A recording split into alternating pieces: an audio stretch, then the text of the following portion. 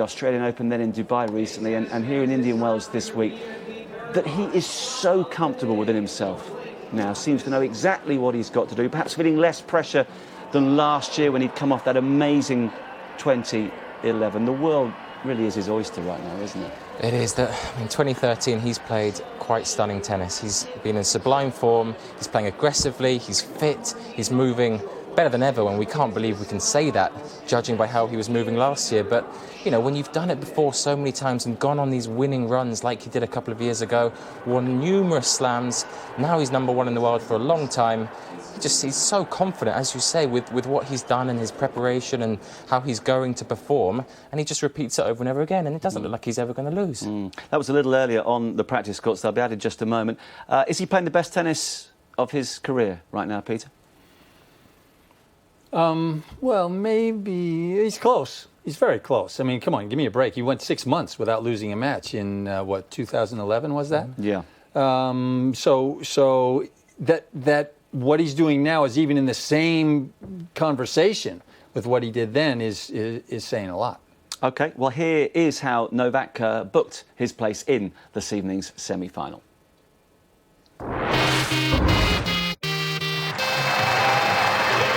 Wow.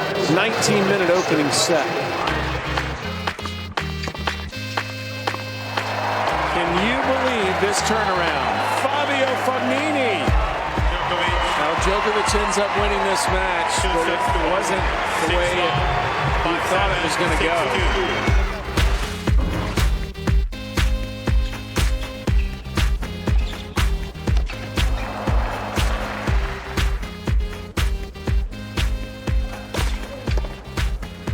The consummate professional. Dimitrov guilty of playing the reputation, not the man.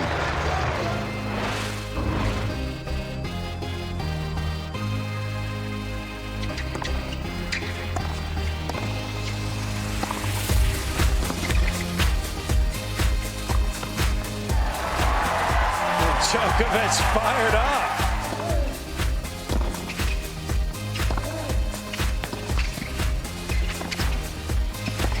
Game, set and match. That'll do it. Novak Djokovic and Sam Querrey exhibit some phenomenal tennis.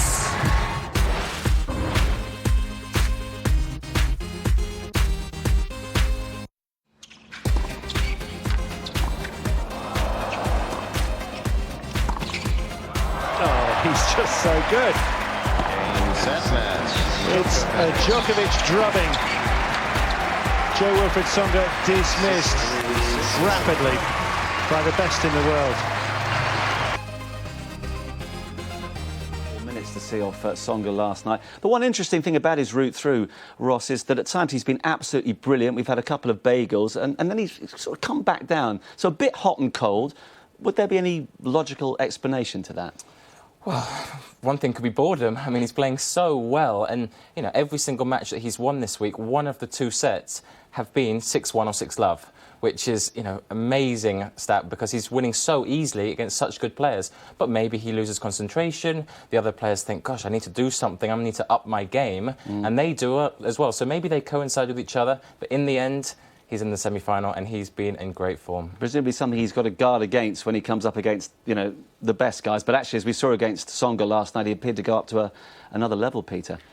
Yeah, I don't think that's a worry because there's a natural sort of gear shift when you play against another top player because you have to play your best. And I think early on in the tournament, sometimes it can happen where you just come out and you're stroking the ball beautifully and you almost don't even know why. You know, it's almost like he's not ready to play that well. And so a few errors creep in. But by this performance against Tsonga yesterday, it's clear that he's playing well, about as well as he can. Yeah. You know, I think he'll be tested more today, certainly, by Del Potro, who's a far stronger ground stroker than Tsonga. But, you know, he'll be tested more, but will he be tested? Well, that remains to be seen. OK, well, the man who is hoping to test him is Juan Martín Del Potro, and this is his route through to the last four.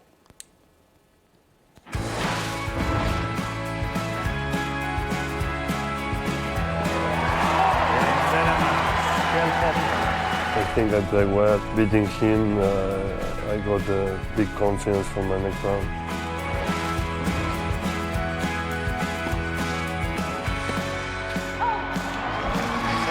Fired out by Juan. Del Potro is the man who goes through in straight sets.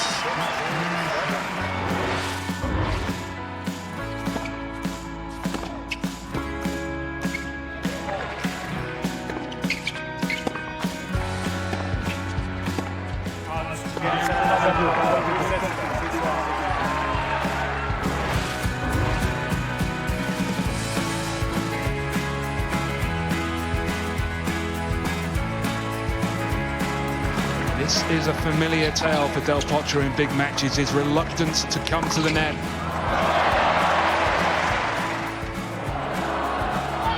Tennis at its very best. Glorious, glorious. This doesn't just happen, you've got to work for that. What a punishing set of tennis, 64 minutes. Murray takes it on the tiebreak. That's a great end to a really good set of tennis, and it will be a one-set shootout to decide who plays Djokovic tomorrow in the semi-finals. Dramatic turnaround, and the Argentinian is striking back.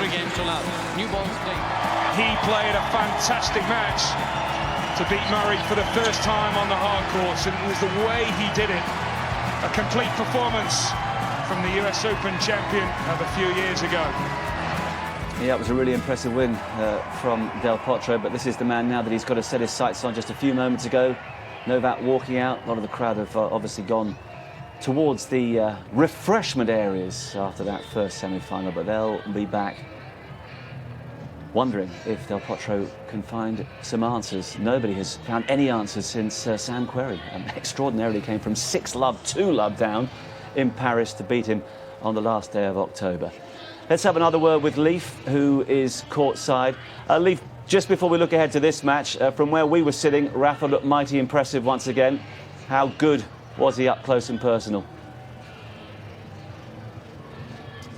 It's just so phenomenal how he's able to neutralize the power of Berdych. Berdych is a 6'5" beast. I mean, he's a great athlete, crushes ground strokes, and Rafa is just able to stay in the rally, turn it in his favor, and suddenly at his own pace and power is a phenomenal exhibition of talent and skill and physical prowess. I mean, the guy is an animal, and playing on a hard court, I mean, I know he's been complaining throughout this week about the surface and the schedule and the wear and tear on the guy's body. He looks fresh and he looks ready to go. Well, Leif, the bookies expect Novak to go through and meet him in the final, but he will have to contend with that Del Potro forehand. You've just watched the Berdych forehand, which is big enough. Which for you is the biggest shot in the game at the moment? You know, it's a tough call on that one. I mean, obviously, some of the forehands that Delpo hit yesterday, they were so loud off his racket and hit it with such pace against Andy Murray. It was almost shocking to people. They didn't even celebrate or clap because it was just so awesome, some of the shots he was delivering. I know it's his primary weapon.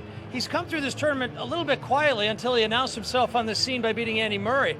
So I think the way he's hitting his forehand this week, it might be the biggest shot in the game. I don't know, you'll have to talk about Novak's two-handed backhand, but that shot is going to win him the match if he plays it well today. And just in terms of the conditions, we know it's extremely hot once again. Novak breezed through against Tsonga yesterday. It was, of course, a tough and grueling battle for Del Potro. So in that regard, the advantage has to be with the world number one, doesn't it?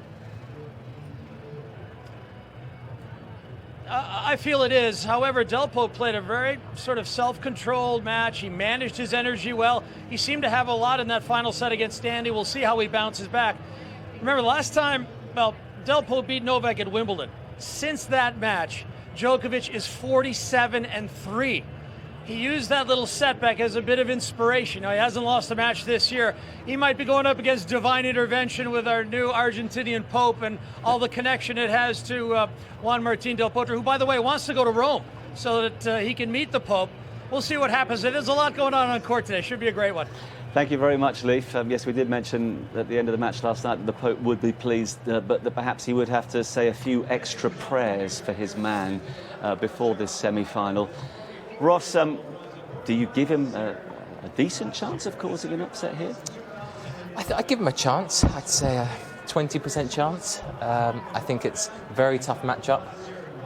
Djokovic in amazing form. He's playing so well, so confident. And Del Potro, as we saw there, 15-3 this year. It's a good record, 15 wins, 3 losses. So he's won a lot of matches. He's won a tournament. He knows how to win. And he's coming off a very good result last night, beating Andy Murray. Yeah. If you were in the Del Potro camp, Peter, what would you be focusing on with regard to your man for this particular battle? You mean what prayers would I be working on? I mean... That bad, is it? Well, no, it isn't that bad. Of course, he needs to serve very well, but that's a difficult one because Djokovic does return serve so beautifully. But yeah, excuse me, I think Delpo needs to be the aggressor as much as possible. 2 minutes, gentlemen, 2 If minutes. he allows Djokovic to command the backcourt, Del Potro is just not as good a defender, and he really has no shot if that's how it transpires. Well, he's trying to become only the second Argentinian to reach the final here in tournament history. Guillermo Vilas, runner-up in 1977 to Brian Godfrey. So although Argentina has a very proud history in tennis terms, they haven't lit up the desert too much. An opportunity here, but it is going to be a big ask. Do keep your tweets and emails coming. It's certainly one of the most popular umpires on the tour. But last chance for you to maybe knock Tim Henman off that most missed list. Tennis@skysports.com, tennis@skysports.com, and the Twitter address is @SkySportsTennis. And of course, the other list that we've shown you on several occasions of late relates to those people outside of the top 4 who've won Masters 1000 events. Incredibly, Ross, only 8 current players, excluding Robin Söderling, who is sadly sidelined at the moment, have managed to pick up one of these titles. Del Potro could get his name on that list, but when you see the strength in depth and who you have to beat, I mean, it's as tough to win one of these, if not tougher than a slam, perhaps, because you have less recovery time as well. It sure is, and the top 4 are so fit and in such remarkable shape. It's an amazing stat to think that players can't get through these top guys. They seem to win and win and win, and Del Potro still yet to win one. And on clay, it's going to be tough for Del Potro, but you know the way he's been playing, he's got a chance. That he's got such long levers. He's so tall, and in this altitude, in this heat, it's tough to return. I mean, I don't think Andy broke him yesterday, Andy Murray. I don't think he had a few break points but didn't take them, but it's tough to break him, and that's talking about one of the best returners in the game. And it'll be interesting to see how Djokovic returns today, because Del Potro's booming serve and booming forehand, it's a big handful. I know you're often in touch with Andy. Has he tweeted you, given any insights into what happened last night? No, I spoke to him last night after the match, but he didn't. We don't really talk that much about, especially when he has losses. Stay clear of that one. Fair enough. OK, Peter and Ross, for the moment, thank you very much indeed. So Rafa is safely through to tomorrow's showpiece. Can Del Potro upset the odds and join him? We'll find out in the company of Mark Petchey and Barry Milnes. Thanks, Marcus. Del Potro delivering a big week again, but can he knock out the number 1? Can he supersede the Serb, who has been so good this year, again on a 22-match winning streak now, dating back to the World Tour finals at the end of last year. And for Del Potro, not a bad season so far, but he knows only too well how good Djokovic can be, and has been recently against him. That meeting in Dubai they had in a semi-final there, Mark, a few weeks ago. That actually, well, Djokovic obviously took the first set 6-3, but in the second set he was down, and he was 3-1 down. And then we had one of those warnings for time against Del Potro, and on that occasion it got the better of him, and he admitted afterwards he lost his focus. He cannot afford anything like that today, however the way things are called, be it for or against him. He's got to be focused, he's got to be on song, he's got to be everything and then some, hasn't he? Because Djokovic was quite brilliant yesterday. Yeah, and that's the difference, I think, at times between, you know, the very top guys and the guys that are trying to break into the mafia syndicate that are up there at the moment. And then I think that you saw that in the last match. One bad smash from Burdick, you know, really sort of cost him. And it does come back down to those sort of just solitary moments in matches that separate it. Andy Murray could be sitting in that chair if Del Potro hadn't hit the back edge of the line with a second serve at the start of the third set. You know, Andy could have been up a break, and you get the sense with momentum he could have won that. This could be a similar situation where there's very little to choose between the two, but you have to, as you say, go with the man that's so confident right now. Novak, So Novak, Don Djokovic to kick it off.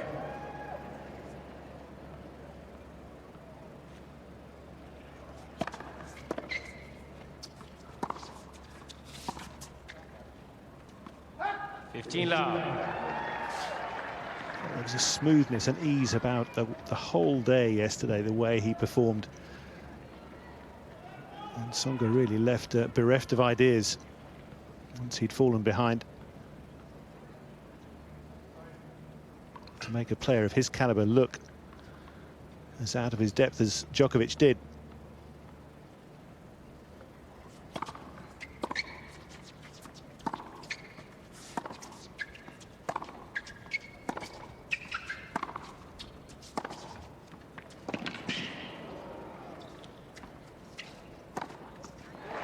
We know how deliberate Del Potro can be, but there's, to me, been a feeling of over the last couple of years, he had the injury after the US Open success, gradually step by step by step, and this is another today that he's so determined to take. Well, it's another step that there's a lot of us in tennis that want to see somebody take. I mean, you know, somebody needs to come out of this pack and throw down the gauntlet and really take on the challenge. Easier, obviously, said than done, but Burdick's definitely got the weapons to do so. And as we saw yesterday against Andy, Del Potro, the same thing. Interesting start from Novak. Definitely looks as though he was almost trying to send an early message down saying, I'm not frightened about your forehand. Well, he might want to change his mind after that second point.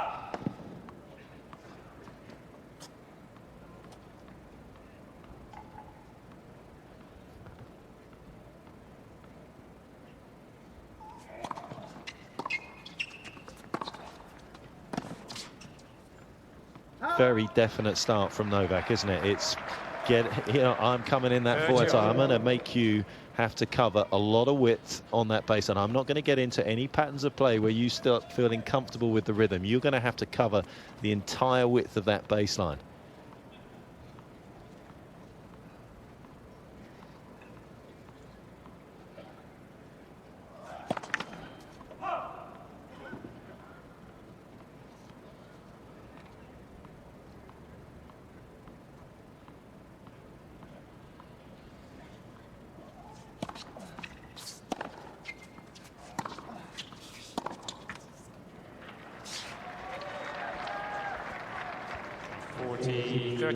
Attempting to reach just the second Masters final.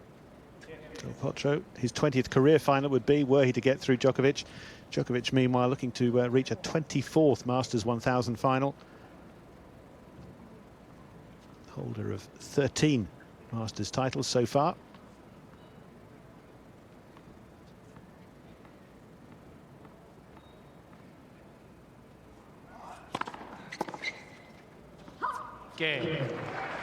Djokovic. A well-directed serve with some penetration on it, good direction, and a good beginning for the two-time former champion. Winner here first time round in 2008, and then a couple of years ago. Last year lost in the semi-final, lost a final set tiebreak to John Isner. Isner ultimately succumbing to Roger Federer. Federer now, of course, no doubt looking to recover from the back problems that surfaced for him this week. Know that he's got this time out from the tour until midway through the clay court season. Whether that will change before Madrid, we shall see. Juan Martín Del Potro to serve. Was Federer a player who gave Del Potro a lot of problems last year? host of matches in the early part of the season, all going Federer's way. And perhaps that just set him back for a while. Out.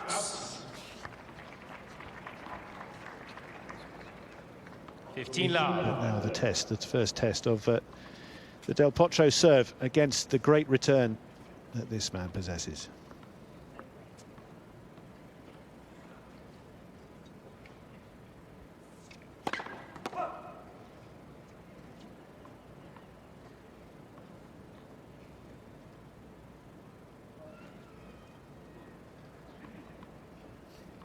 It is a very bright sunshine in his face. Got to get this right.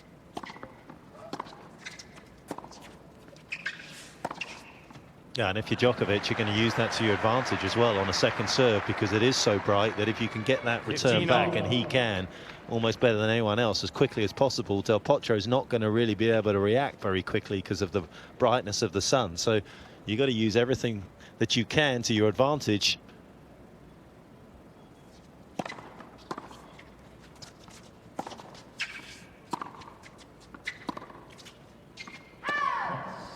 Yeah, it's another facet of playing smart, isn't it? And none now play smarter than Djokovic does. Wasn't always the case, but boy, has he learnt some lessons.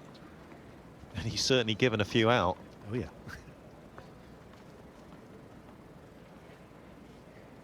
Don't think Tsonga's sat down yet, has he?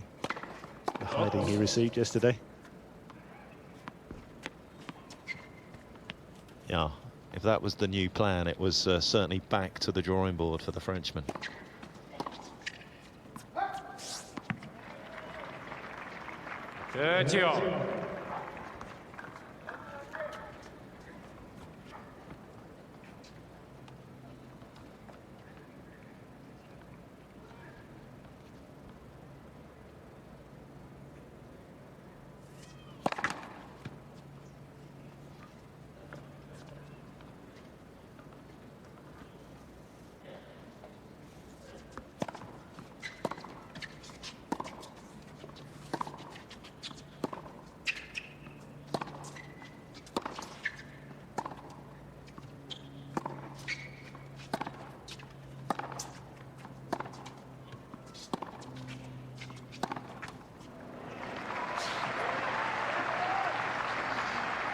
Might regard that as a bit of a waste. I mean, Del Potro served just over 80 miles an hour and very short. Djokovic not taking advantage.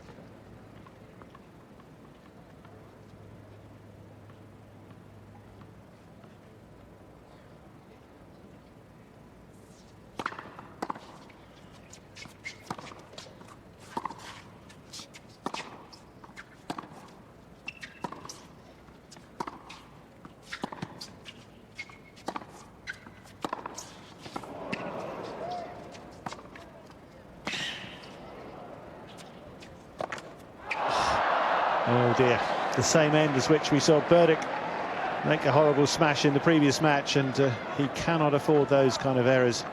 We also saw a great forehand middle of the rally and the injection of pace and what damage that can do, and pressure at least applied to Djokovic, but look how he gets out of trouble. Yeah, I think there as well, he actually could have probably let that one bounce. I thought it was going a little deeper on the way down than originally, but it is obviously extremely tricky out there.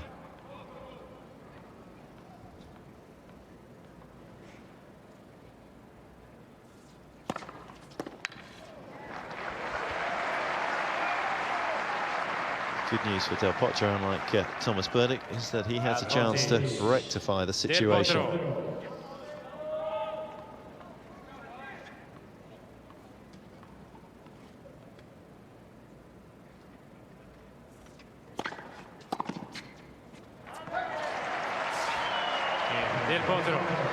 One that flew back through the desert air without control. So Del Potro puts his name on the board.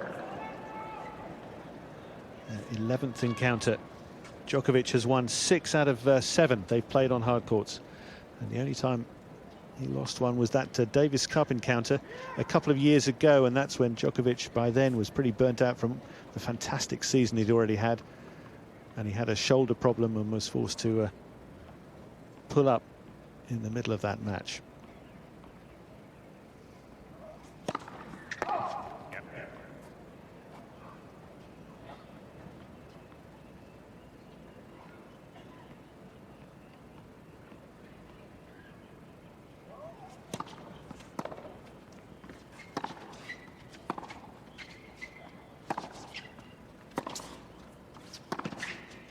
Out.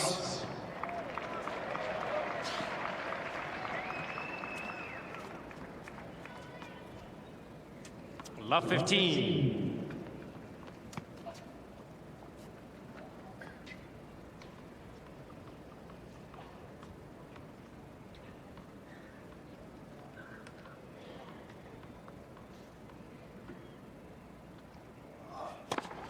$15 all.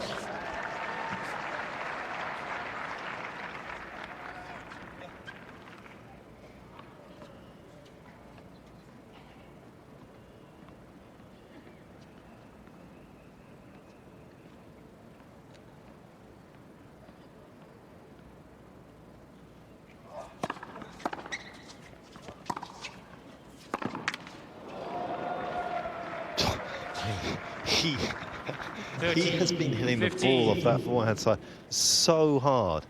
I mean, it is testament to Murray's speed around the court, and as we'll see, Djokovic is that they're able to even sort of contain it to some degree.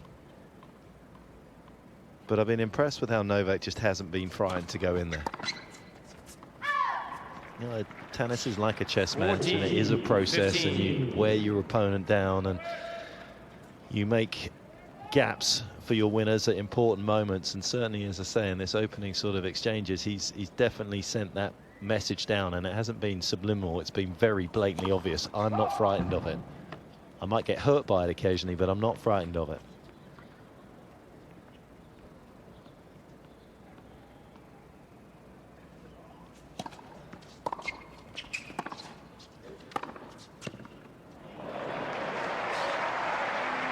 Djokovic seemed to decide quite early that that was going long, and then it was perfectly in the corner.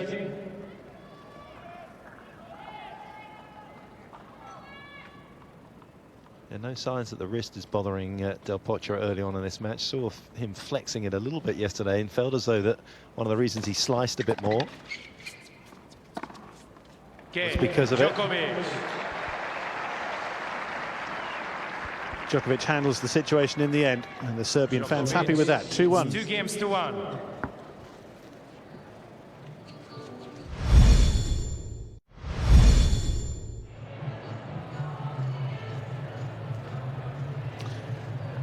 Another Saturday, another semi-final for Novak Djokovic, making this such a habit now. Still unbeaten this year, and perhaps a sense already that he might go a long way towards matching his great run a couple of seasons ago, 43-match winning streak that he put together across 2010 and 2011. But that's not the focus. The focus is just to keep building, to keep trying and winning matches. If they come, they do. But ultimately, you know that a huge target for him this year is Roland Garros. The one that he's yet to win, he's getting closer to winning. The one that would complete his set. Yeah, I mean, if he got anywhere near that, that would be phenomenal. And I just wonder whether he would be a bit concerned if he did start getting near it, to be honest, because perhaps he's just going to start running out of gas right when he needs to be at his best physically as well, coming into the French.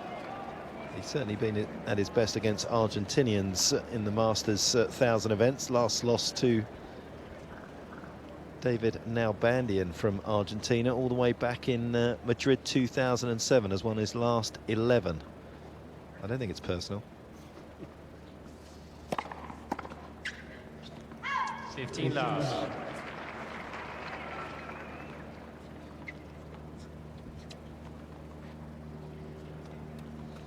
Struggling to return the Del Potro serve effectively, a little bit like Murray yesterday. I think the bounce off this court is just a little tougher to get hold of.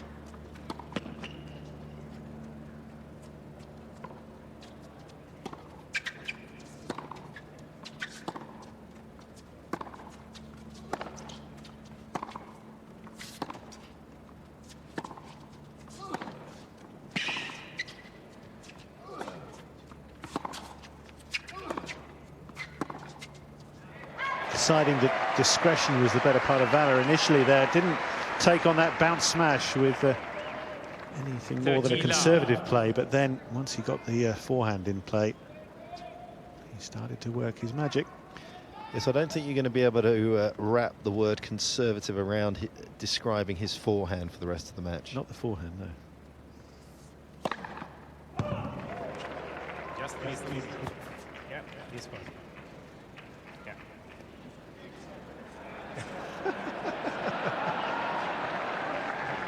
I'm checking it for him.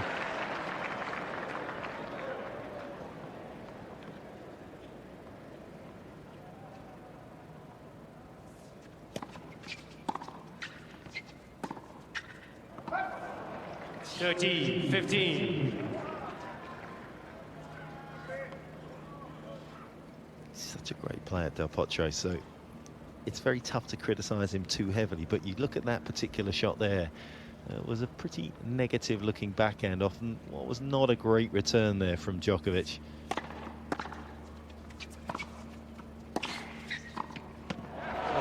Well handled off his body, big frame. Got the racket in the right place.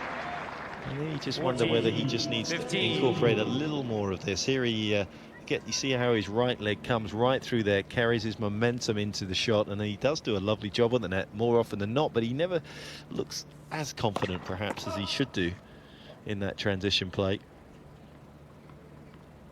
Loves that rhythm tennis from the back of the court.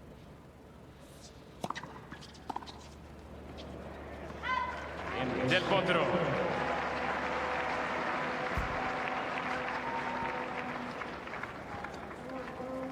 Two games off. Well, Rafa awaits the winner, of course, and if it is to be Djokovic-Nadal, a resumption of their rivalry, Nadal leading 19-14. I think it would be their 16th final if they meet tomorrow. But if Del Potro comes through, well, it's Nadal who has the advantage there.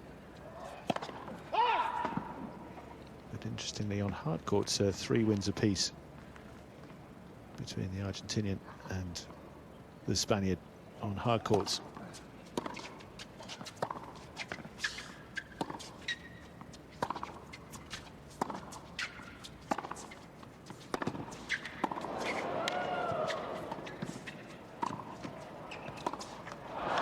Beautifully done by Djokovic to close down the court, reduce Del Potro's options, and the frustration shows. 15 love.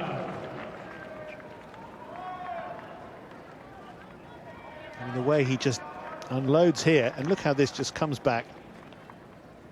And Djokovic, before he knows it, is in his face at the net.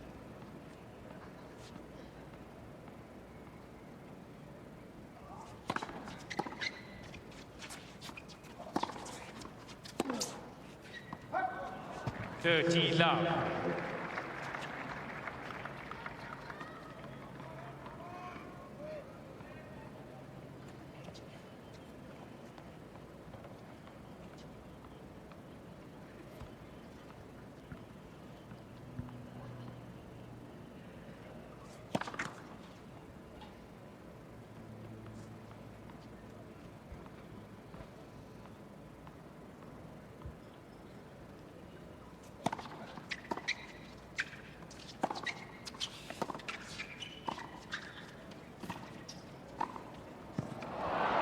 And that drop short just to keep the ball so low and awkward for Del Potro, had to hit up. And Djokovic again picking him off with the winner. Yeah, and this is where you go back to the whole process of winning a tennis match at this level, at this elite level. And, you know, look at Novak's change-up on his own service game even. You know, a couple of times there, just getting himself into the net very early, going into the backhand side, almost taking that chip play away from Del Potro. And the variety again, that point compared to the last. The full package, and Djokovic leads 3-2.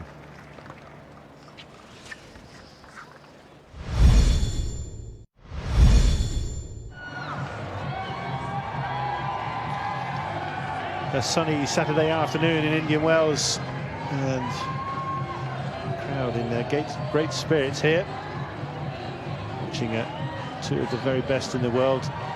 Take it in turns. Nadal already through. Djokovic doing well enough at the moment.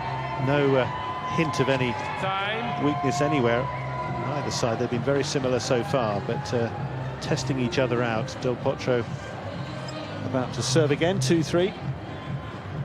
And interestingly, Nadal's fourth final here at Indian Wells. That's his most at any of the non-clay court Masters 1000 tournaments. Just goes to show how much he loves these conditions in the desert. Sort of had to be the first hard court event back for him, didn't it? Everything right for him here compared to other hard court arenas. He didn't want to go to Dubai and play on the quick court there.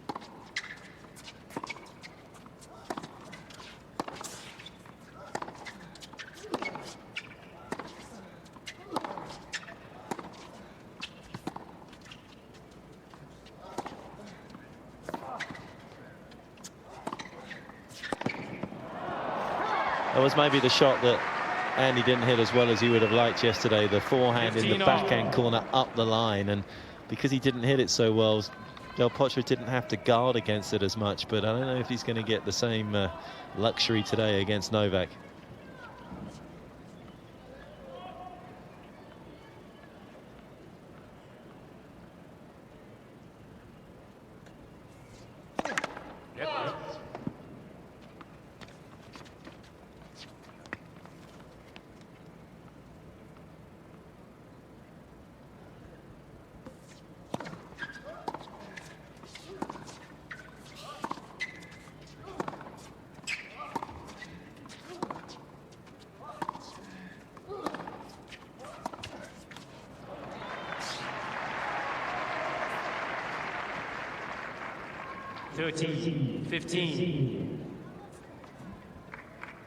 Of all the forehands you've played against, all the forehands you've seen, how good is this one, this guy's? Yeah, I mean, he's right up there. I mean, I don't know if it's I don't know if it's easy to say that it's like one of the best ever, because of obviously, you know, he's won the one major, and you start having a look at it in that sort of context in terms of titles. But as a standalone shot, it has to be in one of the top 5 ever, I think, because he crushes it.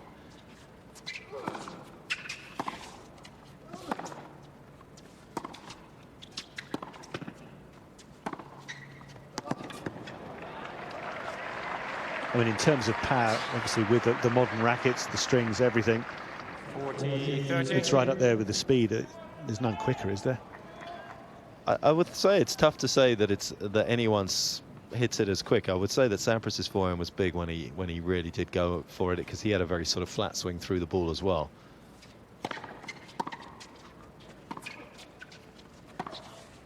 But that is right there why Novak Djokovic is the best player in the world.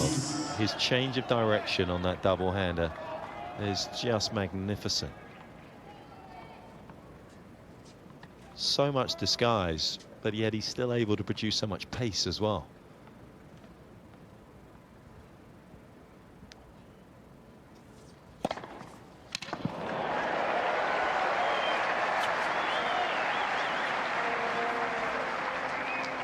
First ace for him. Advantage Del Potro. I think he's knocked the stuffing out of that ball, if that was the one.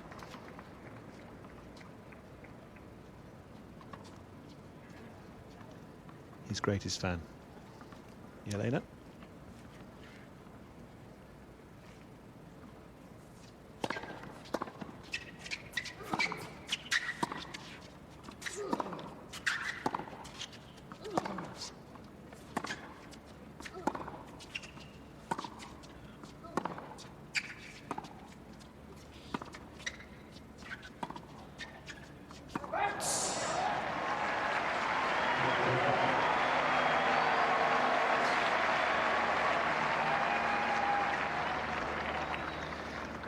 So is it going to be a big miss or a great winner that's going to make the difference here? Yet to separate them.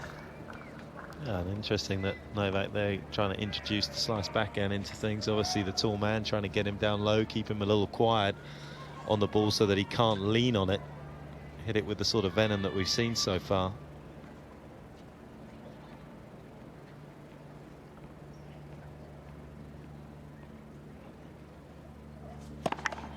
For service.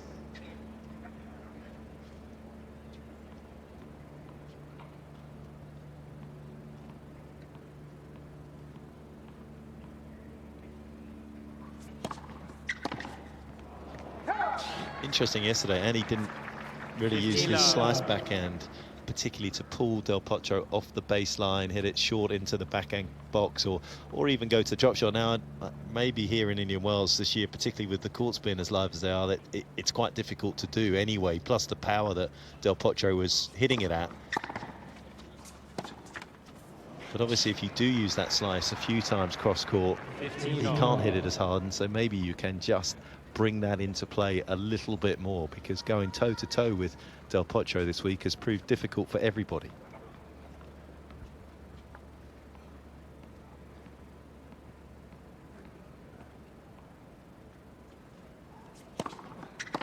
Oh.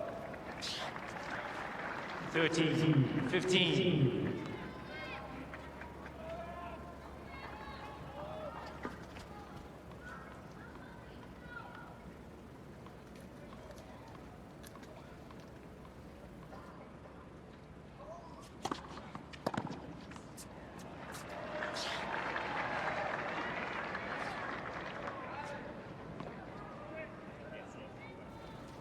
14-15. Both men just under 70% first serves in play.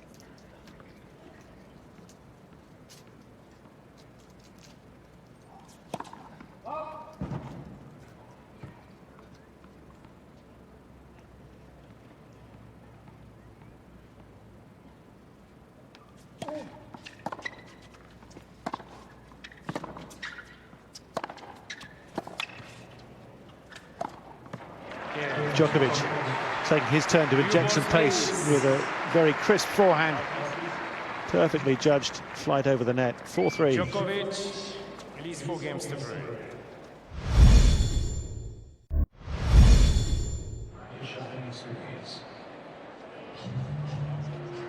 Poetry in motion.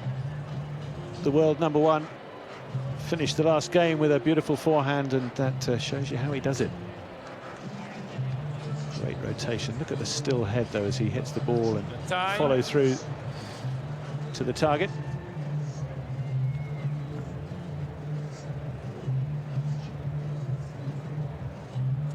It's been a perfect sort of opening 7 games though, just from a neutral's perspective, because there's much to admire and much to still wonder about in terms of what's going to come, what's going to separate these two in this opening set.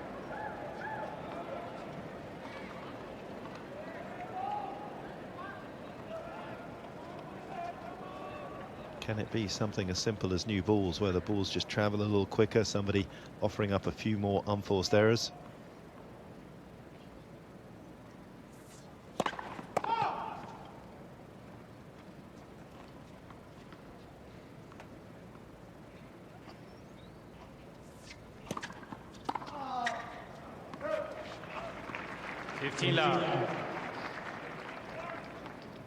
Again, one that rears up off the court, right in his face. That's what you can do when you're 6'6" on this surface, this bounce. 13 love.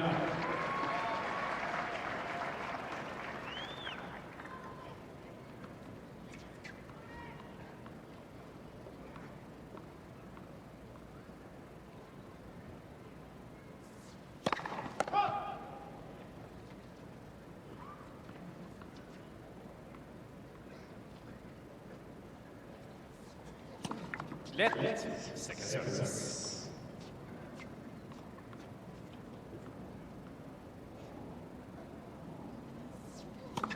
Oh.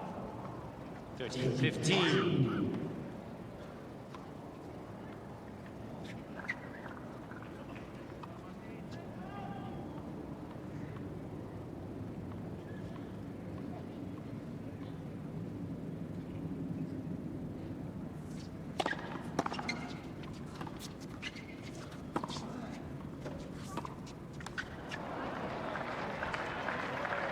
Looks as though maybe the wind's got up a touch there. I don't know whether that contributed to Del Potro just not quite picking up the flight of the ball.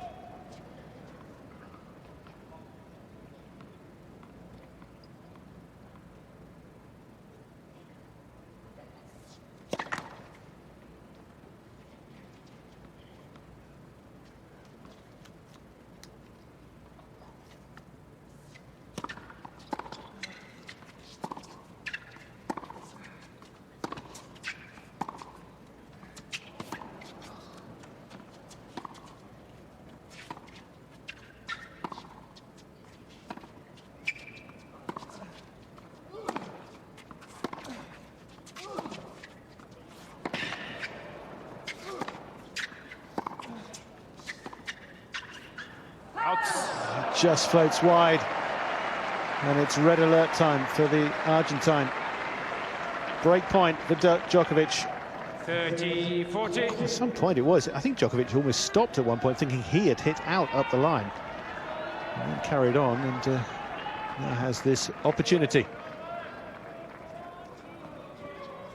Well, he definitely did stop, thinking that he'd missed that forehand up the line.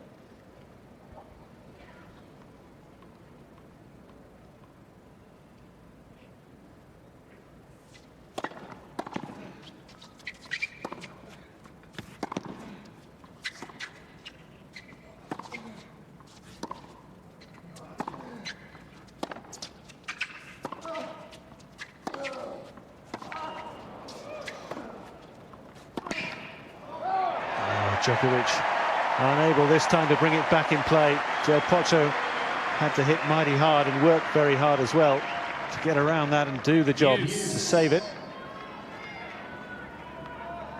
Yeah, don't underestimate just how difficult that last forehand was from Del Potro. It was low. He's up against probably the best mover in the game right now, who defends better than anyone else. So there's a lot of pressure mentally to produce a great shot.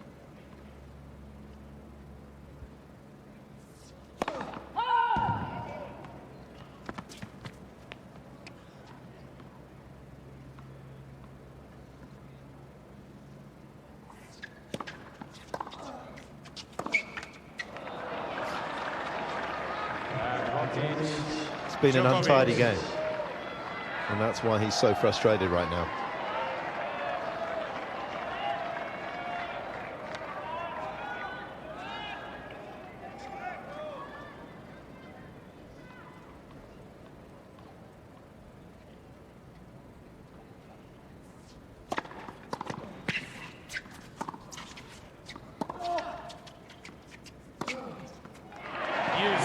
Djokovic just moving the other way. Weight going in the wrong direction for once. And Del Potro seized on that to save it again. But I mean, the way Djokovic blocked his return to a length, that was pretty impressive.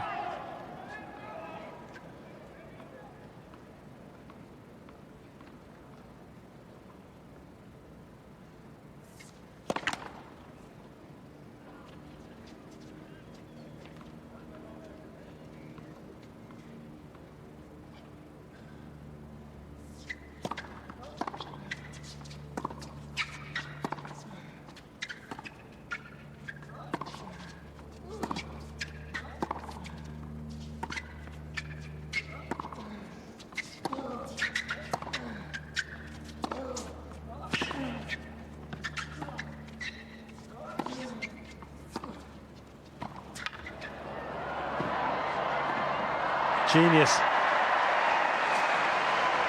Knew exactly where he wanted to work that his way. Got a great idea from that low angle how flat Del Potro hits that forehand, and yet Djokovic handles everything. That is such a good play against Del Potro as well, and credit to Djokovic. He's won a number of points already by just attacking that backhand side and getting that chip from Del Potro.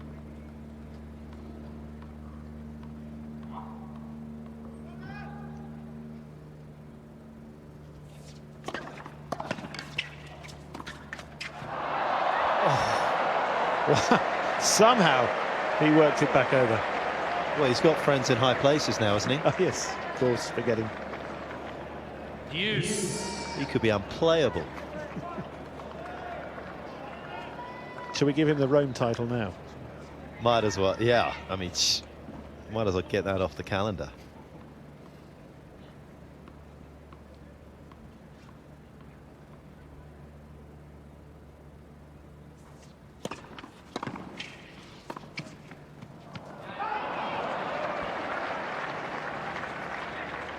How much pressure does Djokovic put on you? It's relentless. Djokovic.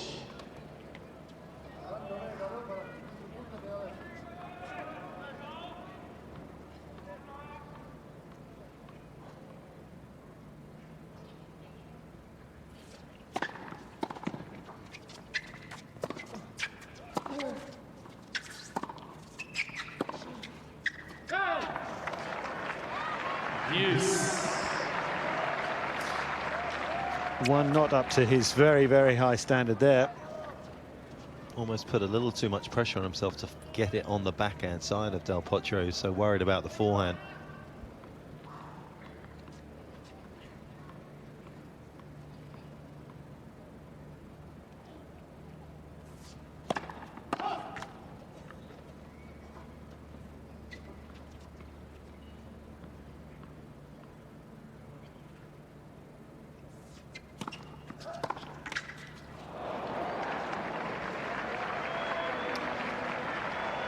Yeah, clearly. It was made in Rome, made in Argentina, somewhere, the net, I think. Comes from one of those places. Del Potro has kept missing those first serves from the Jew side. With a good one from the ad, eventually saves the day. The dam holds. 4 games on. Good mental application from Del Potro in that game, because he was a little, I thought, lackadaisical actually from 30 love up, almost as though he'd sort of done the hard work in the game and it was going to be a formality to win it, and then he got himself into a real tussle, but he came through it nicely.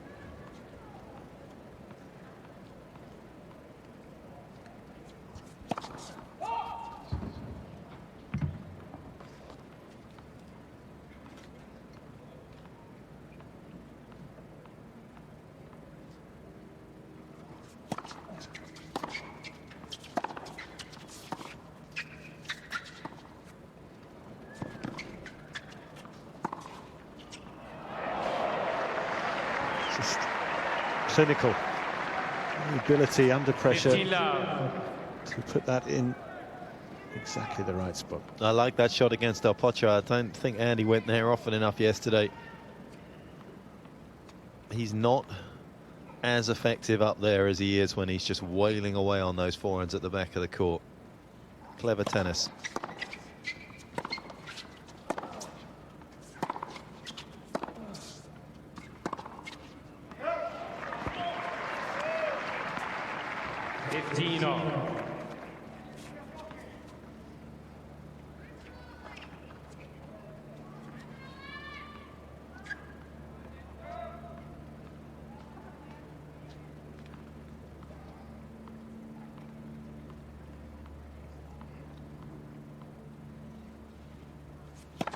Net service.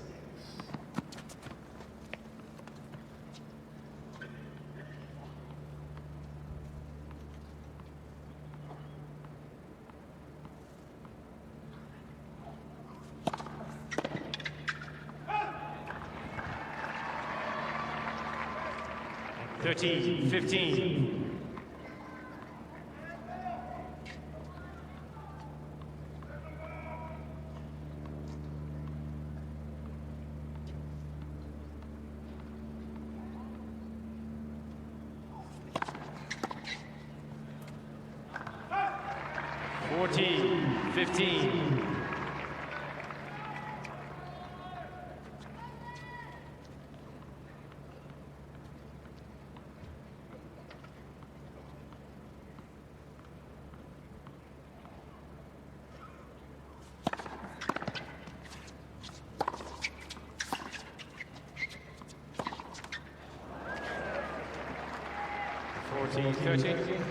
Only the 7th point that the serve has dropped so far on his serve.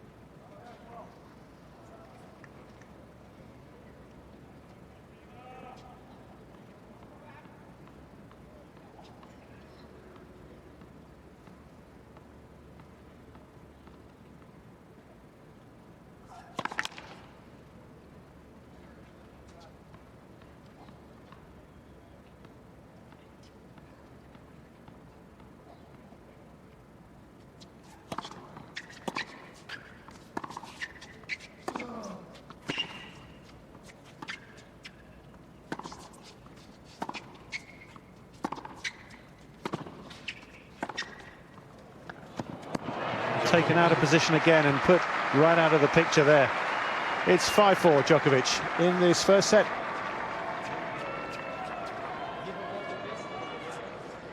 Djokovic.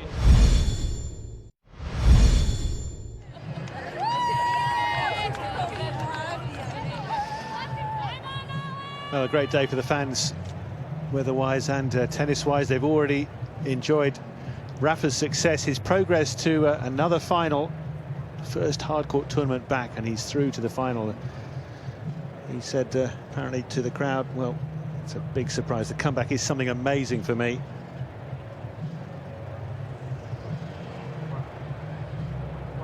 But perhaps it hasn't surprised so many of us, really, when you think what he'd already done on the clay. Well, I think, to be honest, up until the point when he beat Ferrer, maybe you could have sort of had a conversation about where his game was out. But at the moment he destroyed Ferrer on the clay, the conversation ended. There was no more debate.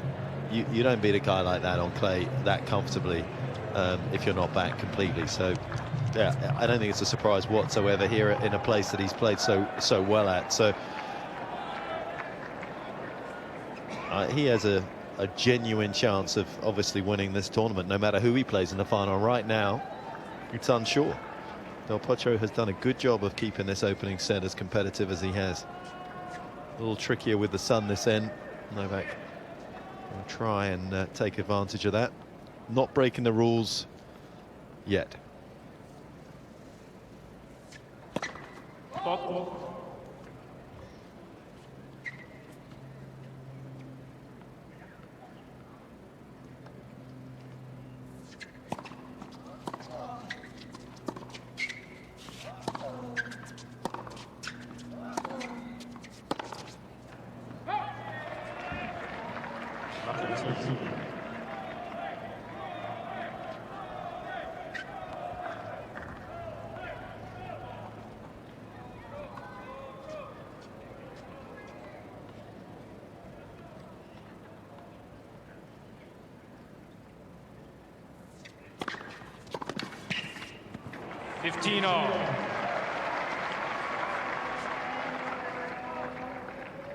Don't know if you picked up there, but the previous serve, 61 miles per hour.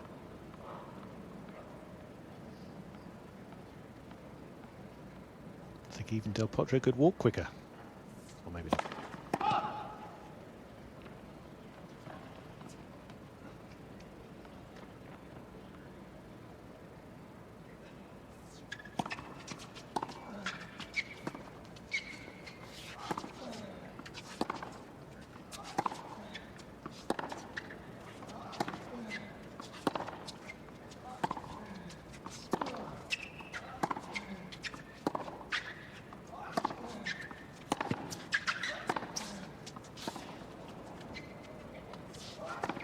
Djokovic upping the tempo, working the wings and finishing off again.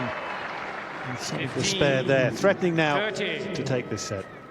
Devastatingly accurate in that game. I mean, there was nothing that Del Potro could do to just sort of get back on level terms. I mean, more height over the net there from Djokovic. He was landing that ball just a couple of inches inside Del Potro's baseline.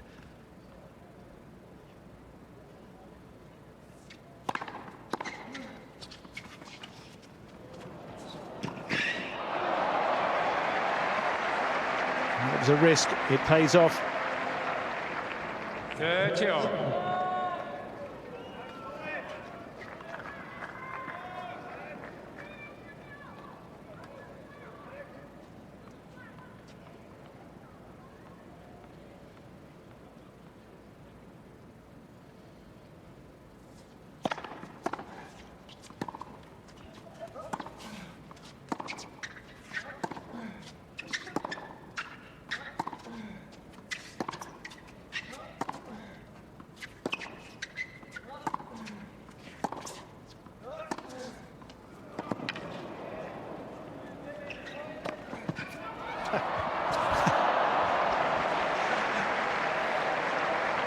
Running in circles and hitting air shots in his attempt to recover.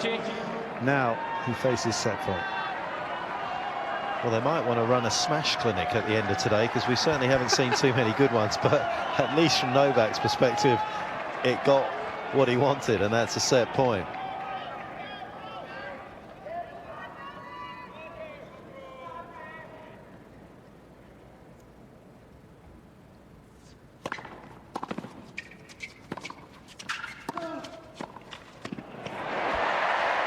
Once again, the backhand volley saves him.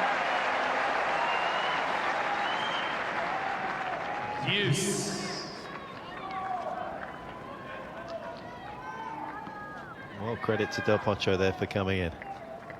Not all that comfortable to be standing there when you haven't really come in on your terms.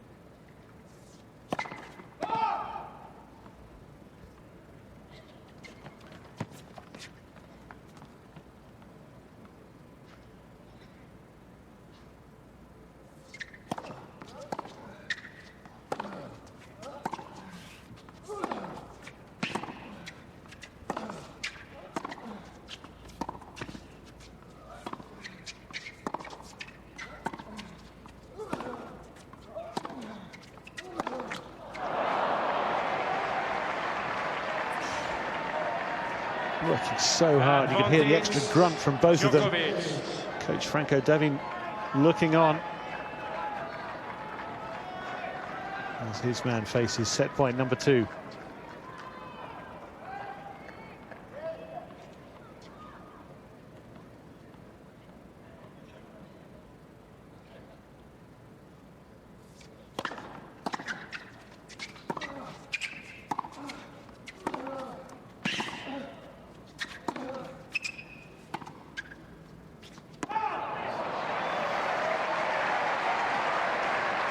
Once again, thwarted.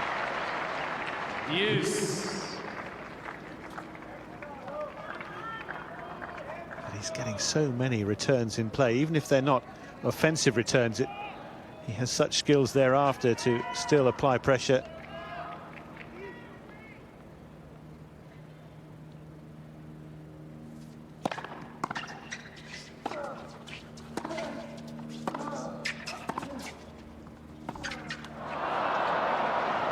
Such a pace, isn't it?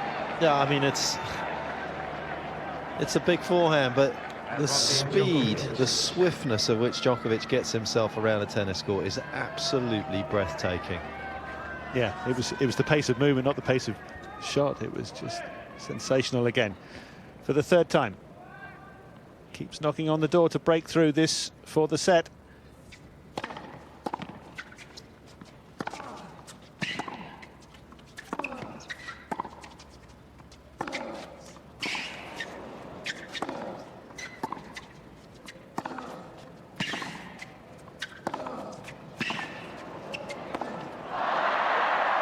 The rock and the hard place, the ball caught between, but it is Djokovic who prevails in the end. And it's a set away from an intriguing dream final against Rafael Nadal. Well, phenomenal defence at the end there from Novak Djokovic. He has the break, he has the set. And he could well be heading towards the final, which of course we'll have live for you tomorrow. Rafa's already there after his win against Thomas Berdych earlier this evening, and it's live at 9 o'clock tomorrow evening on Sky Sports 2 HD. And also, qualifying show, 11:45 tonight at the Australian Grand Prix. Melbourne's had a lot of rain, so the qualifying continues live only on Sky Sports Formula 1.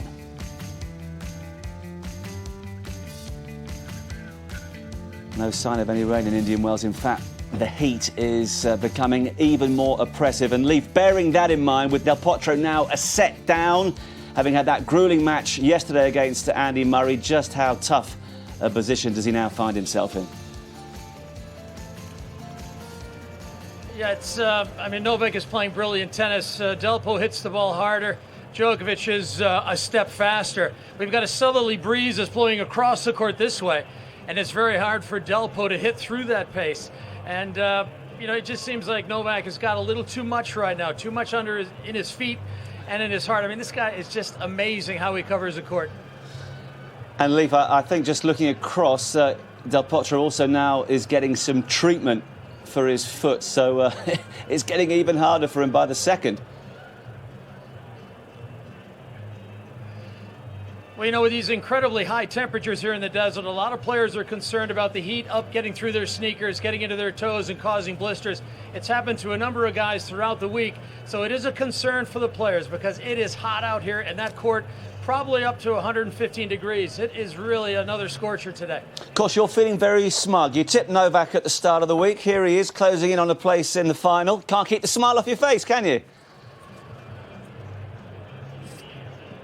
Well, he is unbeaten this year. He is the best player in the world. We are playing in the Joker era, even if, well, he's still got a few great players around him. He's the guy getting it done. And you can see today from the things he's doing on a tennis court, right now he's unbeatable, maybe. Looks that way. Leif, thank you very much indeed. Ross Hutchins and Peter Fleming are alongside me. Is Djokovic unbeatable for you right now, Ross? I think he is. Once again, we see why he's the best player in the world and why he's the current Australian Open champion. He is far and away the best athlete in terms of movement and soaking up power. Del Potro's hitting thunderous ground strokes at him, especially the forehand. I mean, the backhand's pretty neutral, but the forehand is enormous. He just soaks it up. He soaks it up, and then he just twists it, changes direction, and that's why he's won the first set. Yeah, Peter, I mean, he's got everything, hasn't he? The block returns to a length, soaking it up, as Ross said, and then his own tactical nous as well. We've seen him come in, attack the Del Potro backhand, which perhaps Andy could have done a little more of last night. He appears to have every single aspect of this match worked out. It does appear that way, yeah. As you can see here, the ball of Del Potro's foot is clearly burning up, and another pad going on there. It's always awkward when they put pads inside your shoe because it just changes the whole feel of the shoe, and your foot can often move differently, and you get other problems moving around. So that's a worry for him, no doubt. Interesting thus far in set number one, watching Del Potro hit so many slice backhands, and it makes you wonder, so is he having a problem with that left wrist at all to hit over the two-hander? I don't know, but it hasn't seemed to have set him back that much. I mean, he's certainly been pretty effective from the back of the court.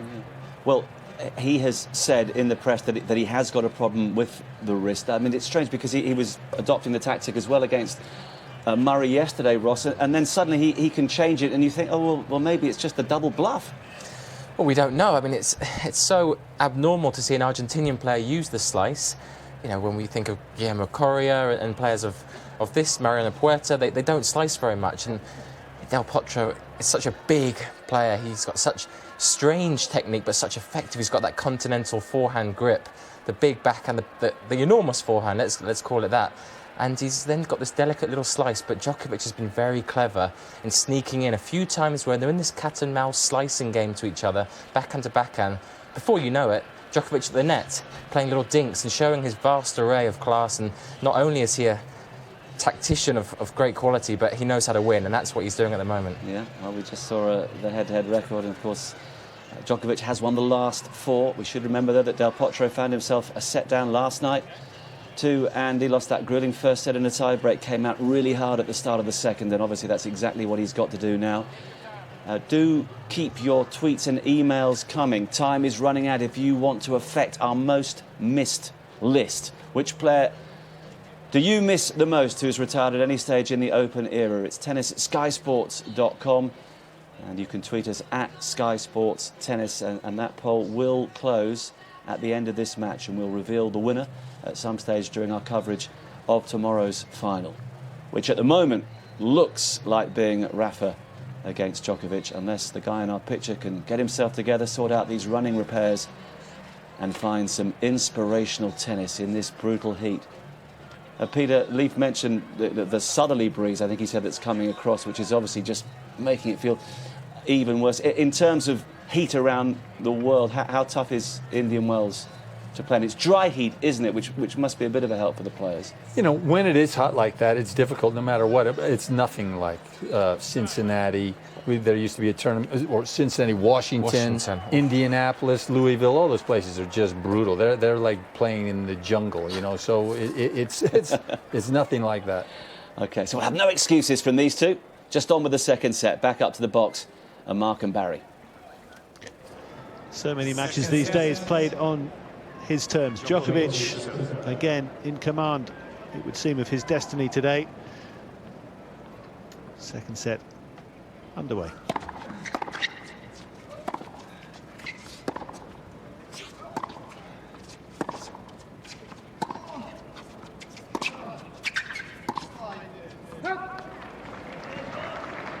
That last break of serve for Novak ended a run for Del Potro of 27 straight holds, but during that particular sequence he managed to face off 11 break points, but it finally came to an end.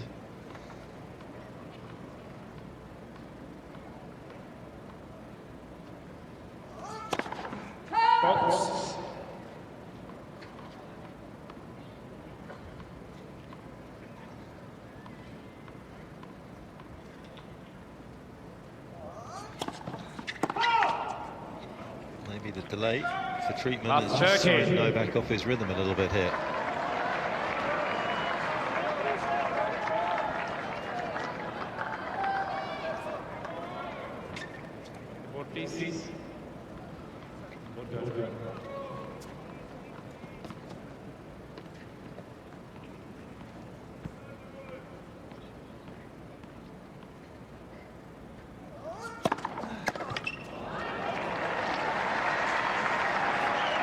Switched on with that serve. 125. 30.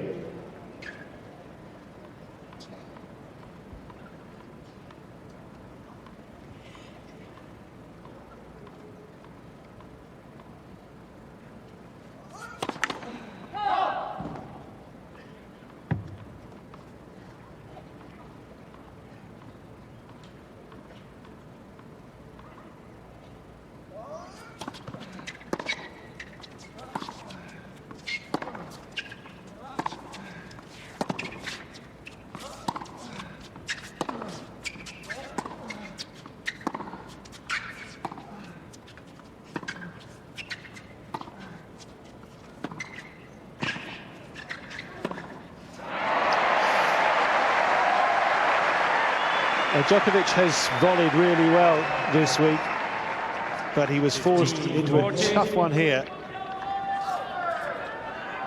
Yeah, it was a great slice originally there from Del Potro to get the ball down so low to that forehand volley of Novak.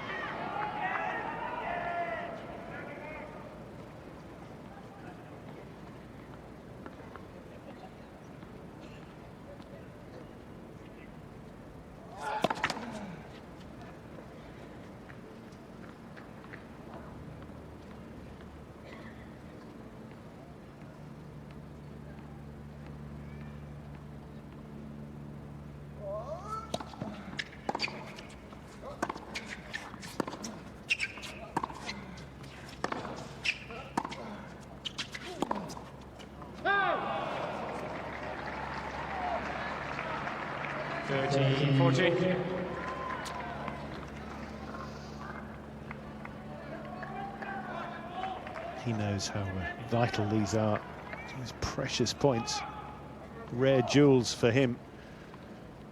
Can he grasp this one?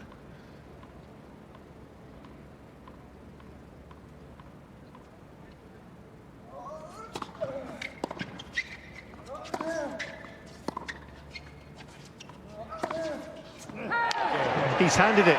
Djokovic off his rhythm all of a sudden, and the frustration for the first time for him. He was going so smoothly, but there was the delay. Del Potro requiring that treatment at the end of the first set, and you get the sense of how Djokovic is not happy about things right now. Clearly not. Yeah, and you really sense that that was just the break that Del Potro had for his foot that's just thrown him off a little bit mentally. He just didn't plug in quite as quickly to that opening service game of this second set.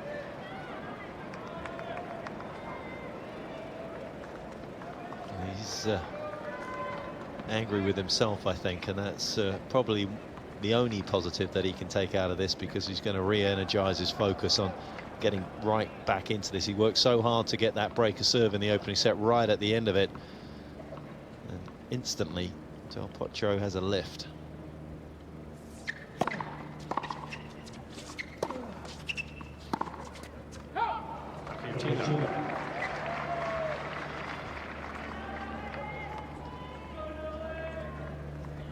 Camp always engaged with their player when he's on the court.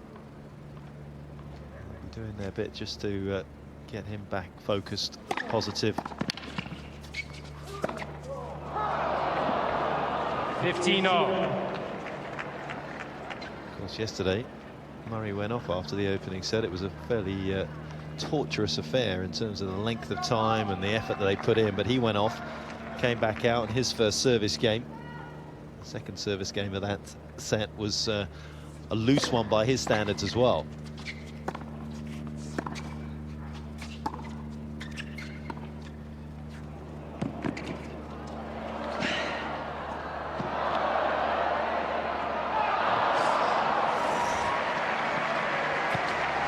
Hung in the air, it threatened to drop on the line, it just went long. Yeah, and I really can't remember too many of those exchanges with Andy yesterday, the drop shot, and here we've seen a couple of times that Novak's introduced it very nicely. Had to be vigilant with what Del Potro was going to do once he got there. It's worked nicely for the serve.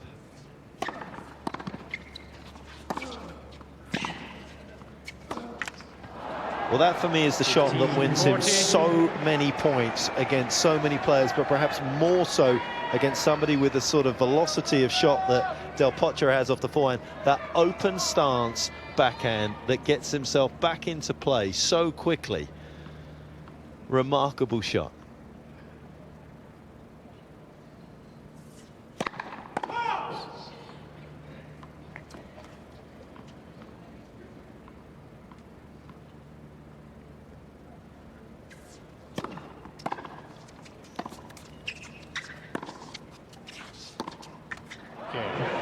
Well, he flirted with a double fault, and he makes a real hash of his last shot.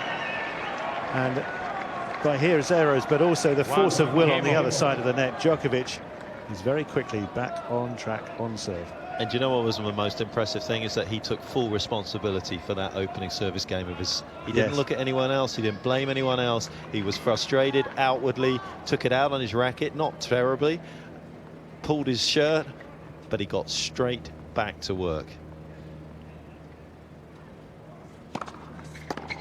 15 love.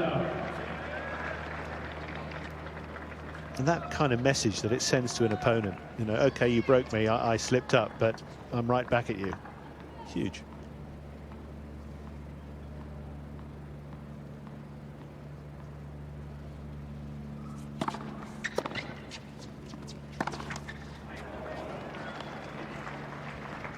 $15-0.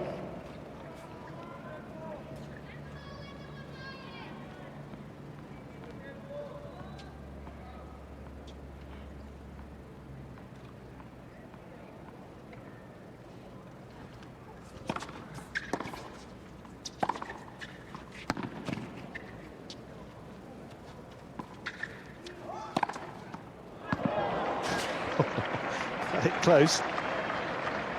13-15. But well aware of how from that end it has been an issue for players today. Potro and Burdick both messing up under smashes at that end. Djokovic wisely took it on the bounce.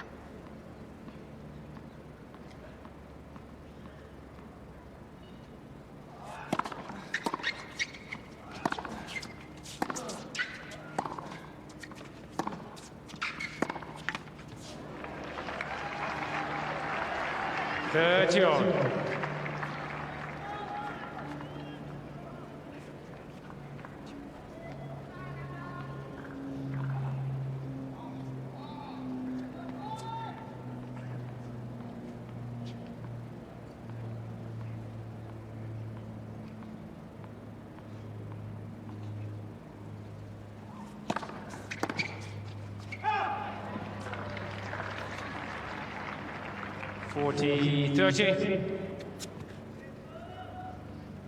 He's going to hit that return well, Del Potro, when you keep it that low on the slice, because he just doesn't have that margin for error, that shape of shot that's going to sort of come back down. You can see there, flat, hard. It's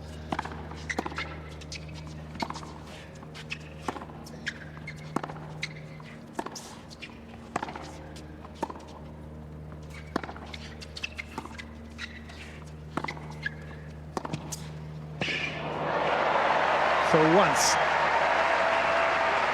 Del Potro's forehand has the measure of Djokovic's defence. But when it's up there, and we've talked about this over the last sort of few months, these tall guys playing, that almost you're going to go back to a more conventional grip if the ball keeps bouncing so high, because you can do this, just lean on it. And always one to applaud his opponent's good play.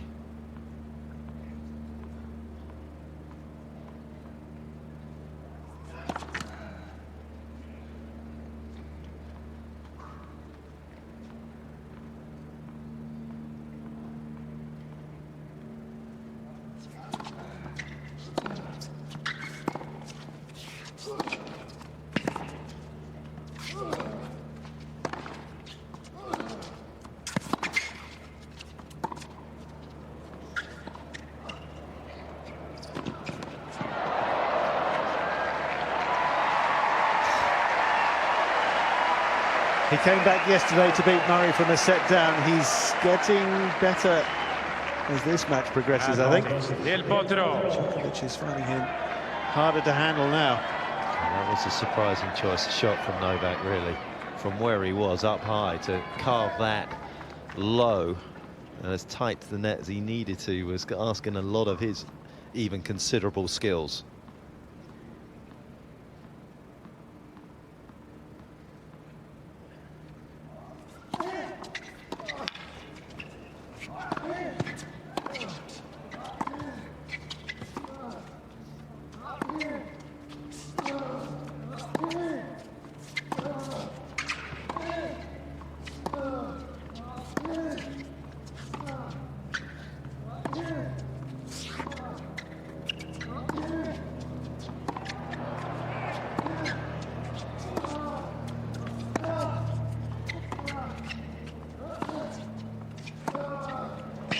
A huge point and a wonderful winner to finish it.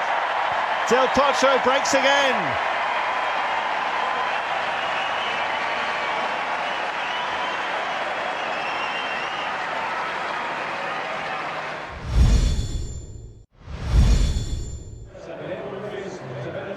Get the impression from his reaction at the end of the last game that a prayer was answered there for Del Potro.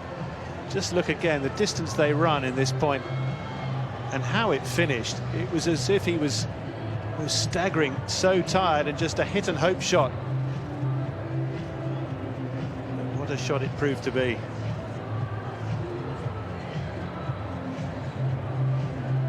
I think they deserve the sit down after that, the change of ends.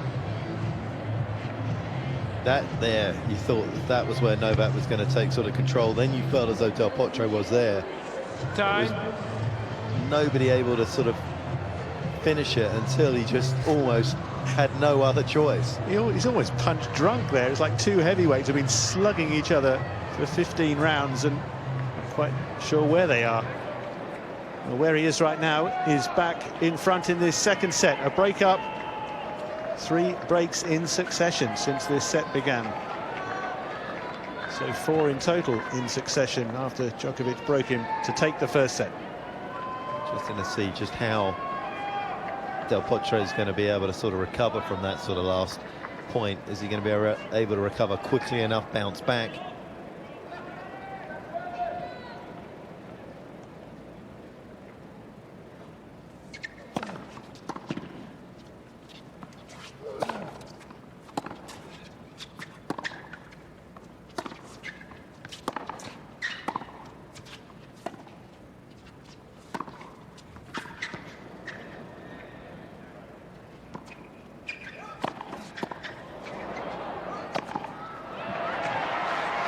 Two bites at the cherry to finish, but surgical up to that, how he went about winning it. Yeah, and that's where you've just got to be incredibly focused and exceptional in the mind, is that you know that although you've lost your serve, it's been a bit of an epic game, and you've got to take Novak as being fitter. He's going to have the better recovery time. As they get back to work straight away, he can get the break back very quickly. Unless, of course, the man down the other end bludgeons a couple of shots like that.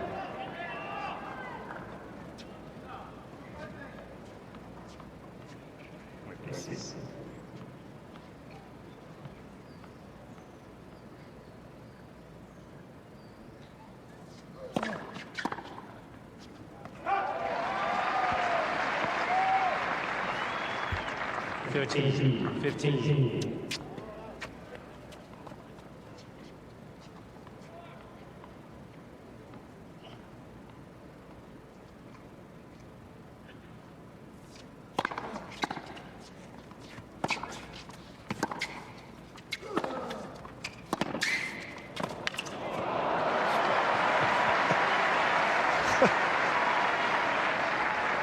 Jaw dropping.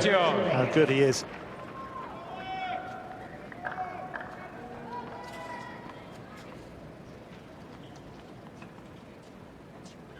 Geez, the director must have seen a lot of good tennis not to replay that forehand.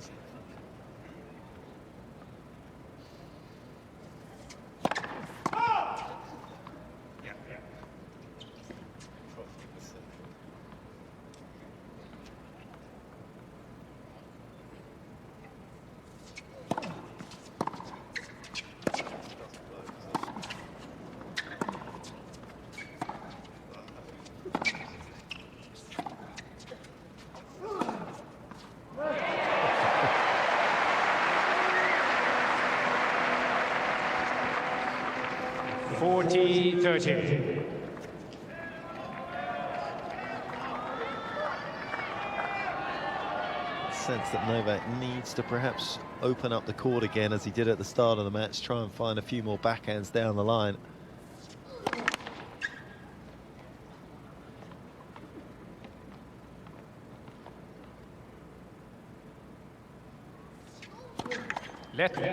Even take the slice down the line to Del Potro's forehand is a pretty good shot.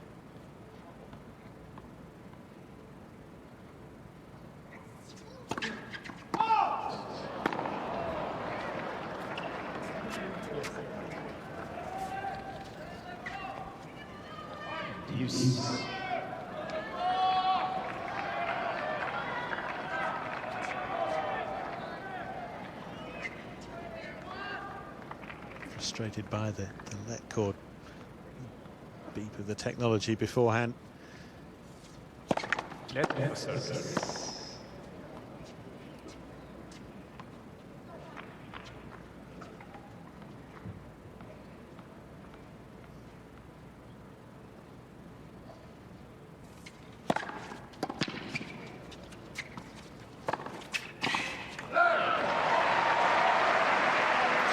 read it.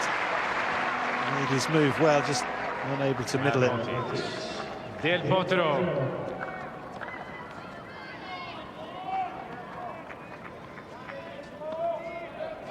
Get the ball, please.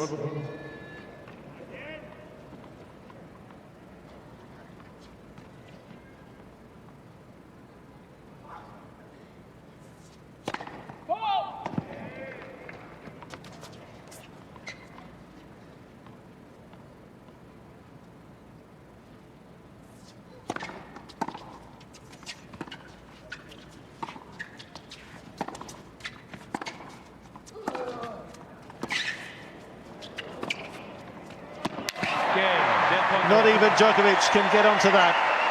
Del Potro taking a grip of this second set. I mean, that is just remarkable hitting consistently. I mean, Novak knifed that backhand up the line and Del Potro just crunched it cross court.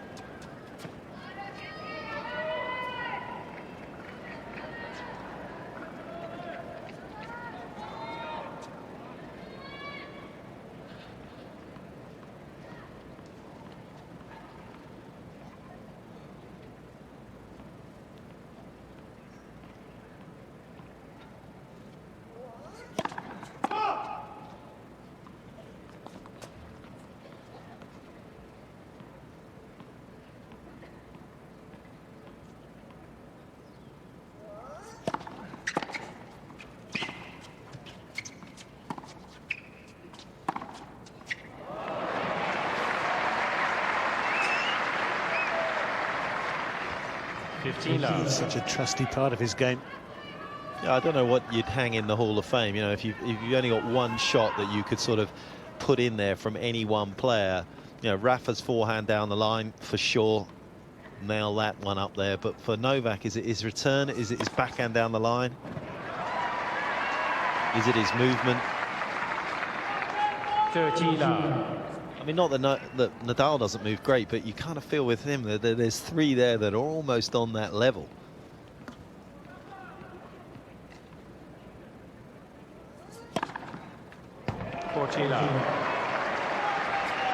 This is where you expect to see sort of Del Potro just investing everything he has in his own service games, and probably not too much in Novak's unless he gets up love 30.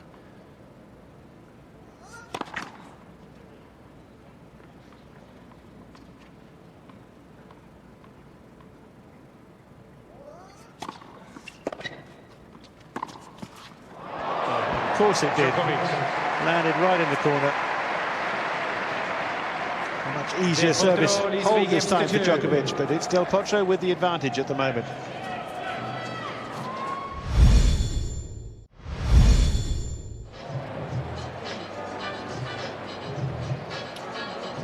Understandably feeling the heat here, broiling day, and a game opponent more than that in Del Potro, who's bringing his very best to bear now and having some impression on this second set. Larry Ellison wisely taking the shade. But how he's enjoyed the tennis that we've witnessed this week. Been here every day, checking out the very best matches, and this could yet be one of those. Already some fierce tennis between two great, fierce competitors, outstanding players. Yeah, and that game said a lot about Novak's ability to hit clean winners, isn't it, from anywhere on the court. And I think Del Potro was probably quite glad of that. It gave him a bit of a respite from the physical exertions that he's having to put in here to maintain his advantage in the second set.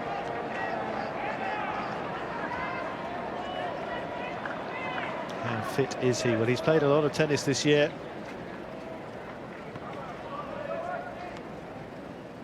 So in the last few weeks he has, and yet you underestimate him. You think he looks hangdog at times. We've seen that. None less so than in that US Open final of 2009. Love 15. And twice from a set down, recovered to win in 5 against Federer.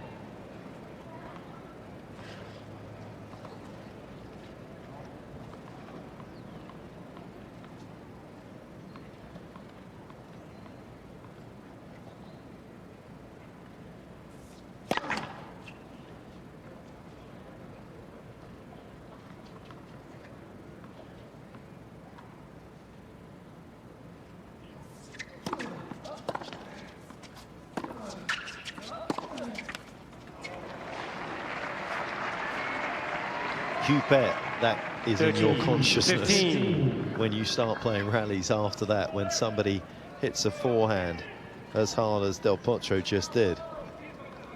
You can't just play off instinct.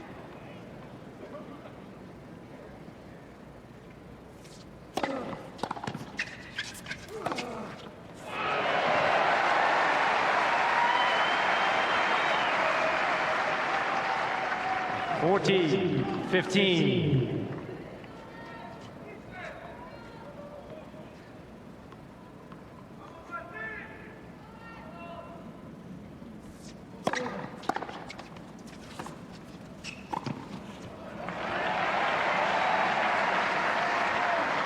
Didn't hear him coming, and he was there at the net to finish off.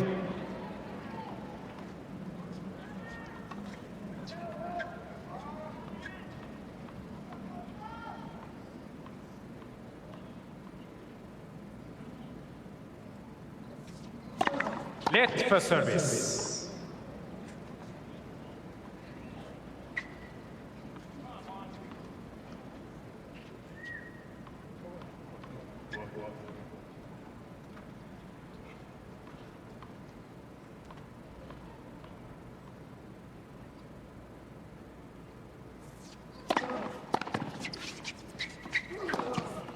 Game del Potro. New ball, please. His eyes set on something even greater, a final set against Djokovic. He's 4-2 up in the second. Del Potro, these 4 games to 2. Of course, meanwhile, Rafa recovering, getting ready for the final. The longer these two go, the better for him. Yeah, it obviously definitely helps Rafa to some degree. Probably more so if Del Potro gets there. And partly due to the fact that he hasn't beaten Novak on a hard court since the US Open back in 2010. So I think I'm right in saying that's 11 matches or so ago. So Yep. Del Potro in the final, I'm sure, would be a better scenario for the Spaniard. Right now, it's a distinct possibility.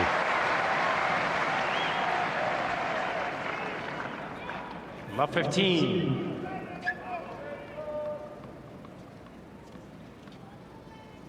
Caress that one.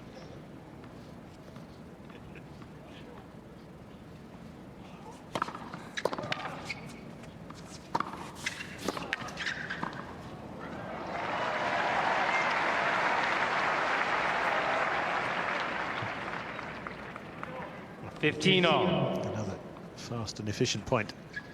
Energy saving.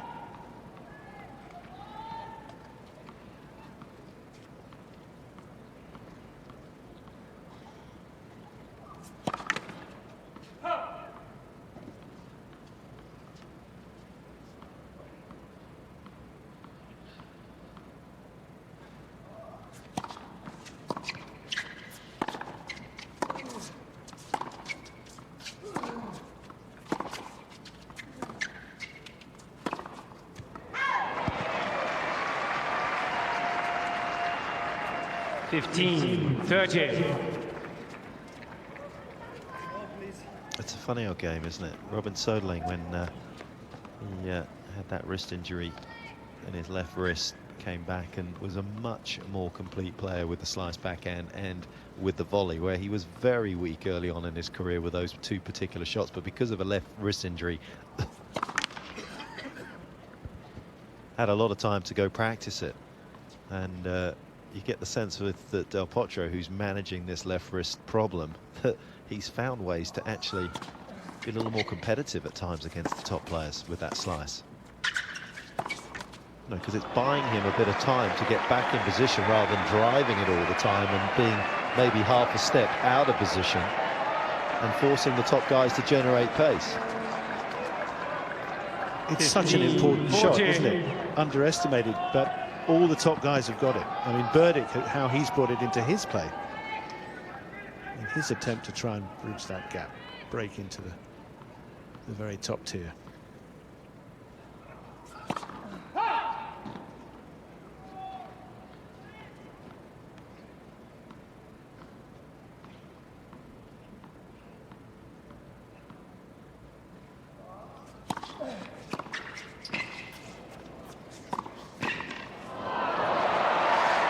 Such fleet footwork around that and great hands.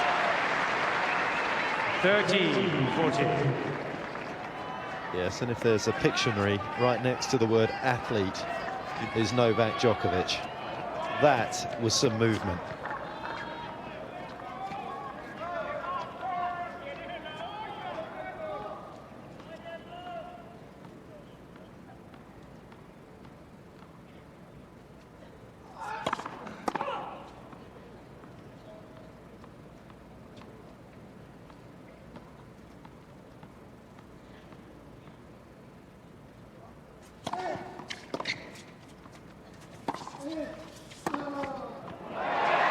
Thank you very much. I'll have some of that. Del Potro grabs another break. All but taking the set. 5-2.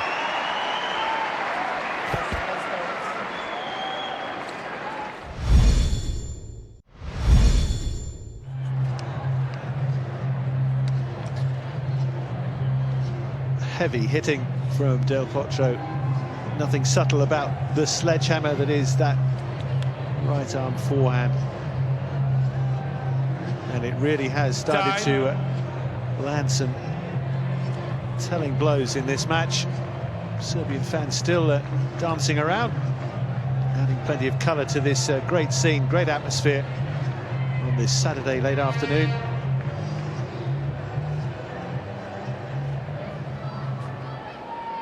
What's in store next? What are we heading for here?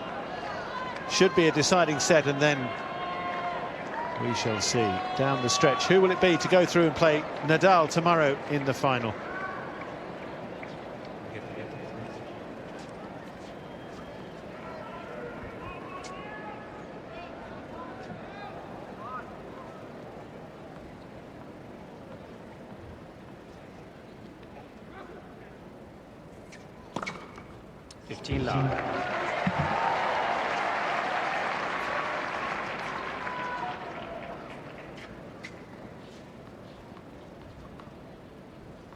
Well, if he does win this set here, this will be one of the best sets of tennis I think I've seen somebody play against Djokovic in recent memory.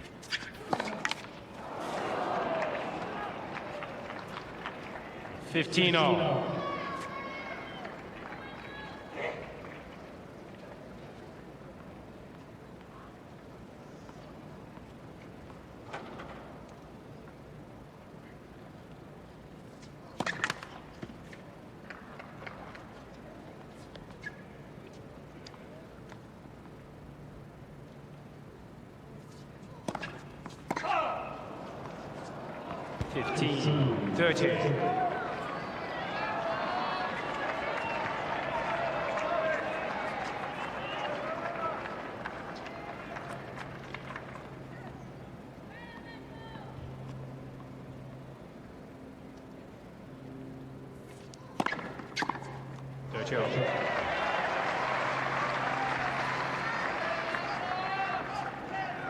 Central that towards Djokovic.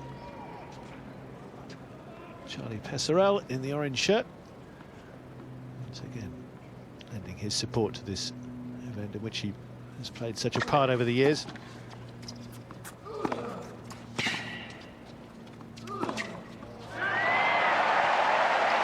And no doubt that Del Potro has played a huge part in this match to make it the contest it's becoming now, a point away from a final set. 30.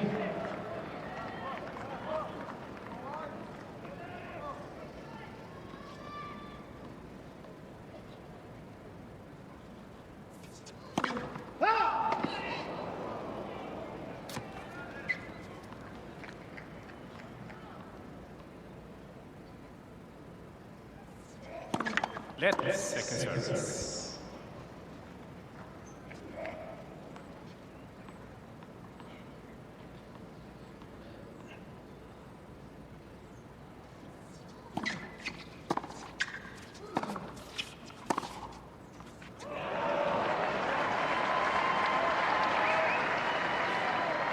Use.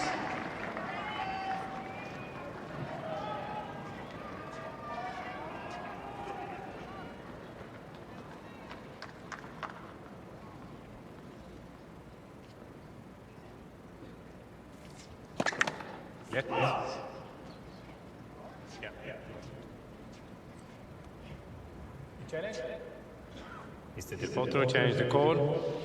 Left service line, or is called out.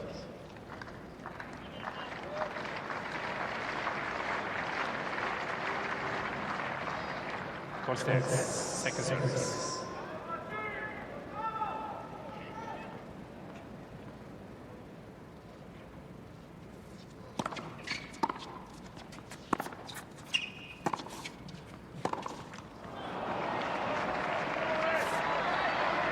Advantage, Djokovic.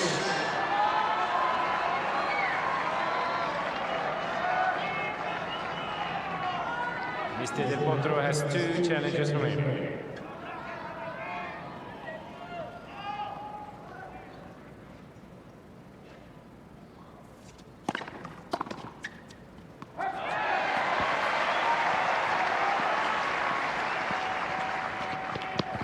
Deuce. Flat and hard. The fast ball straight down the middle.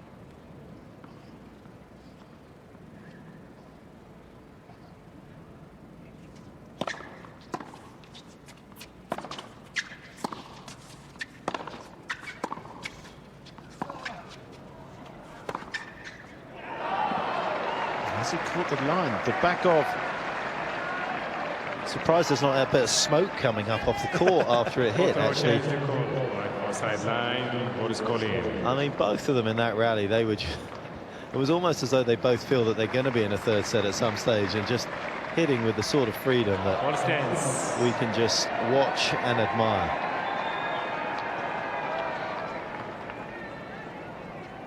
Advantage, Djokovic.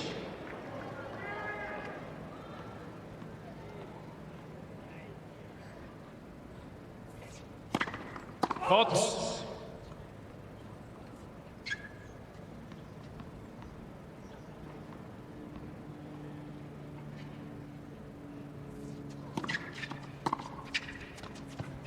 Game, Djokovic.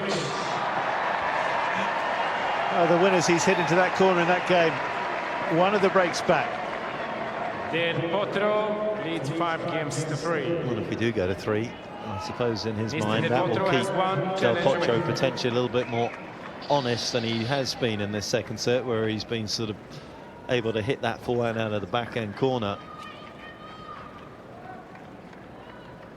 Potro certainly a bigger guy around the court, and the longer that Novak can keep him out here in the second set working hard, you get the sense that that might pay dividends even if we do go to a decider.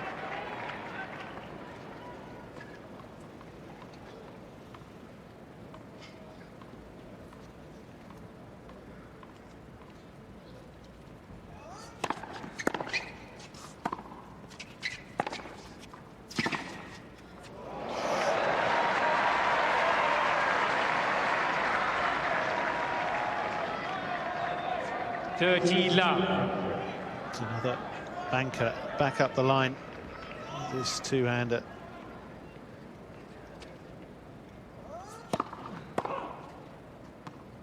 The foundation he puts under himself with those legs stretched out.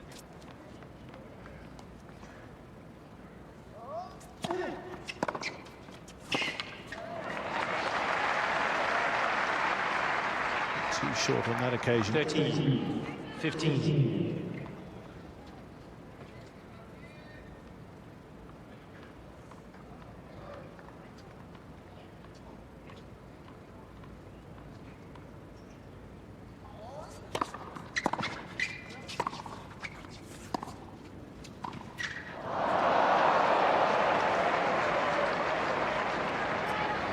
He's had a lot of success at the net today. You could see why he was coming in again, sensing he was going to get a high ball that would just float for him. Got the better of him, dipping just before he made it.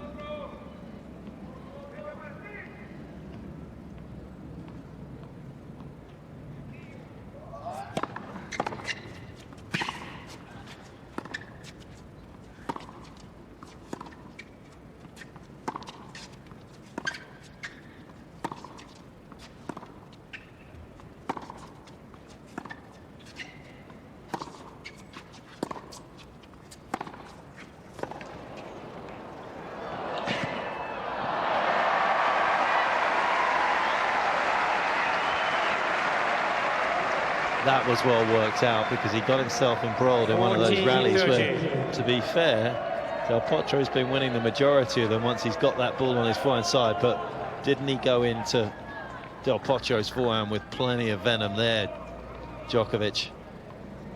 No chance for the tall Argentinian to get any traction in that rally.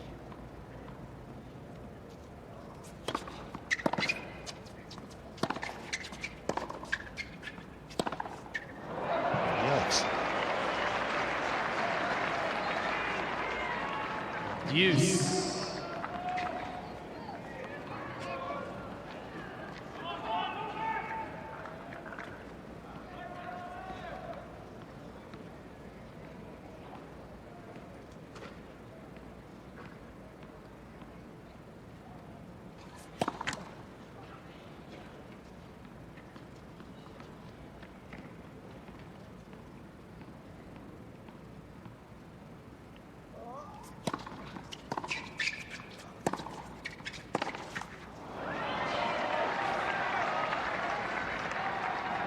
Advantage, Djokovic.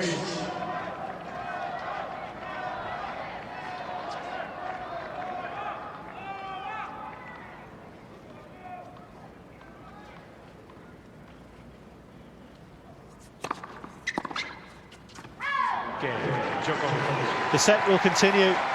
Djokovic still very much engaged in this one, with just one break to get back. Potro leads 5 games to 4.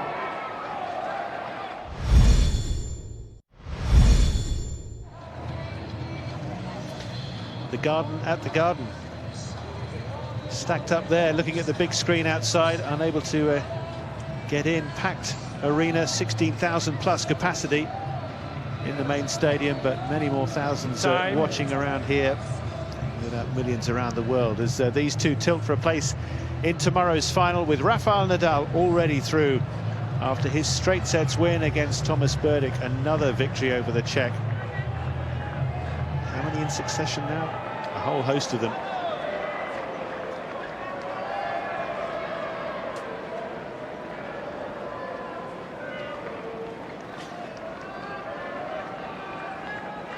Del Potro trying again to serve out this second set.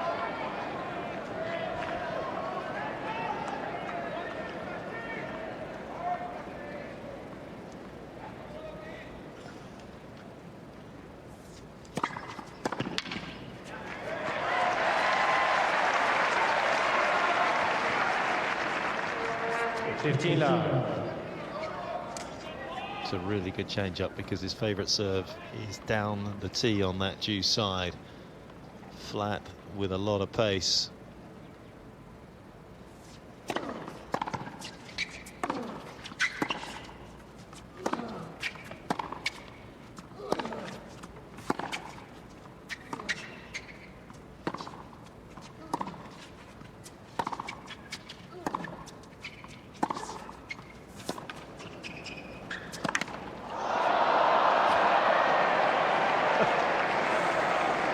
How many today like that?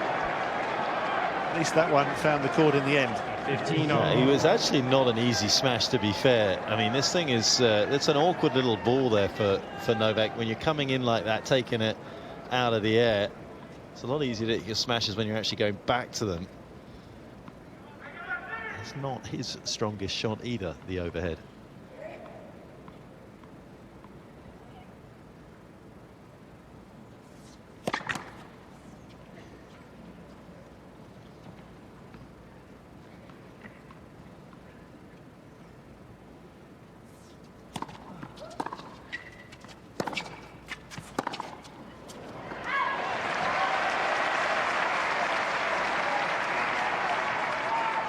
$13, 15.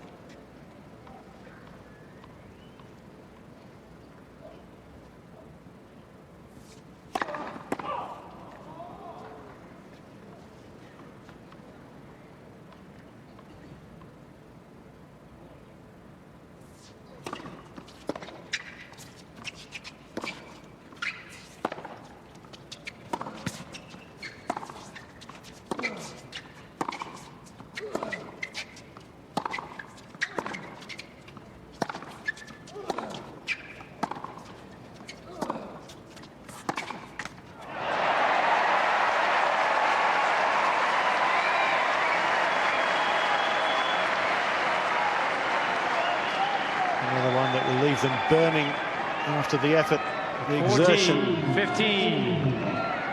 Worth the reward here for Del Potro if he now converts on one of these two set points.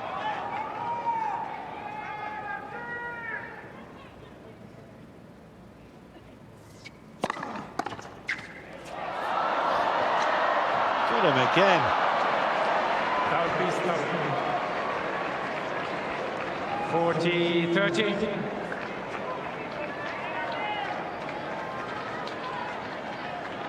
Sometimes it's just simply better to be lucky.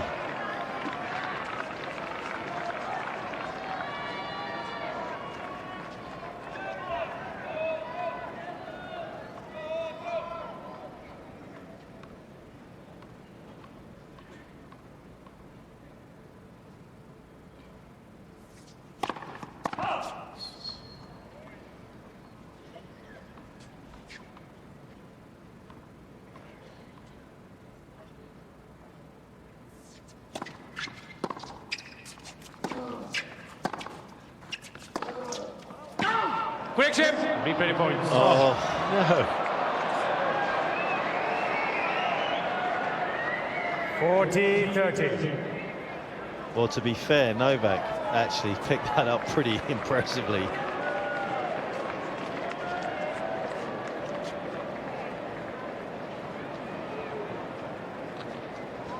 As did Leani.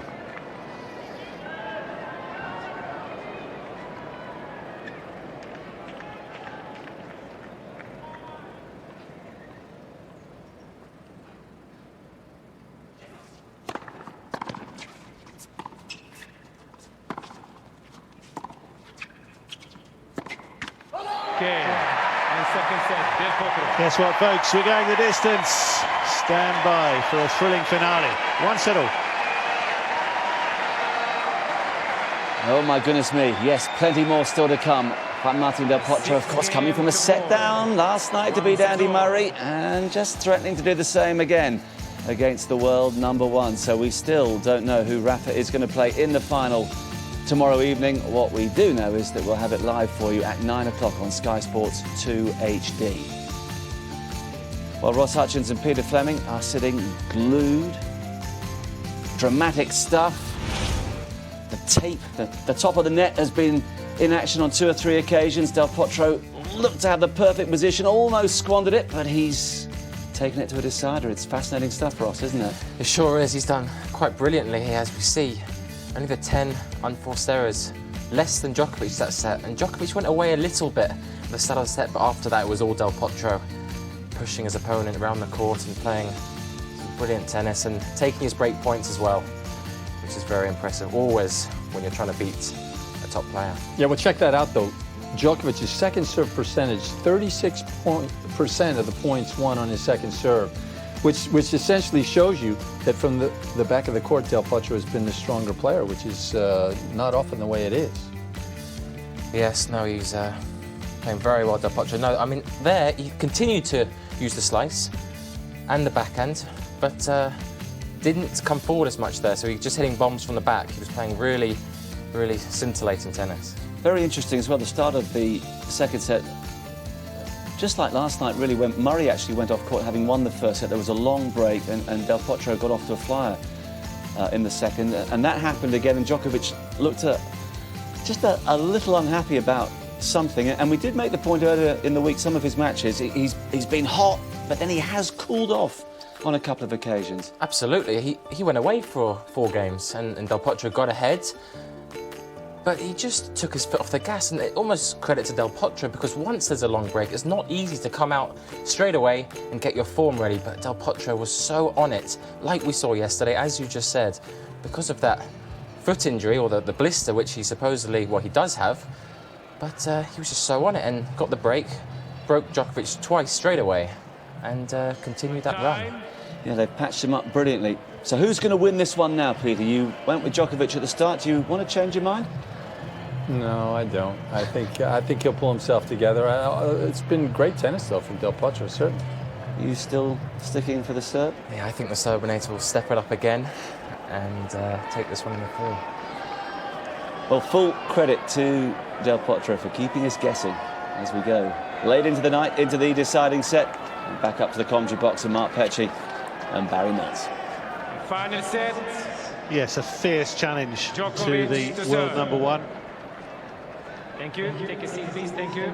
Especially behind Will the it net. inspire him to even greater heights now to still manage to see off Del Potro for the 9th time in 11 meetings. He starts the final set.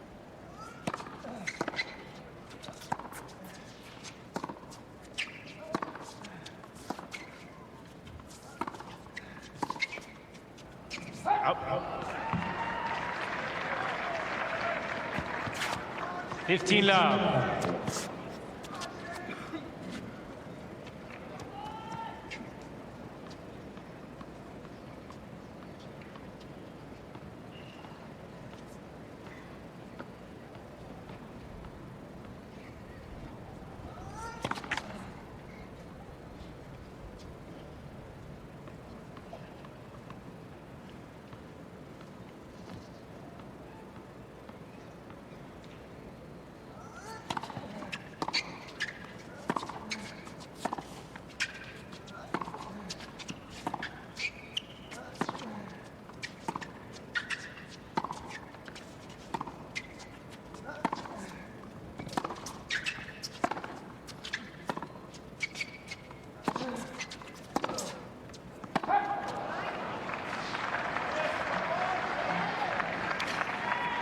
For somebody so talented, such a force in the game, it is perhaps a surprise that it still lacks on his CV a Masters title.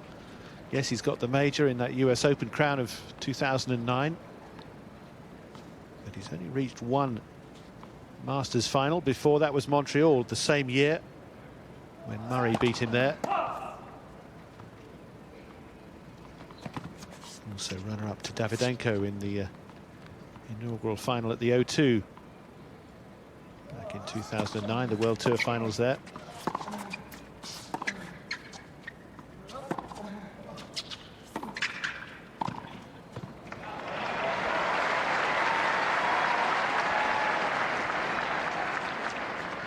Djokovic assisting when he has the opportunity to come forward, and has had a very good strike rate up at the net, as you can see.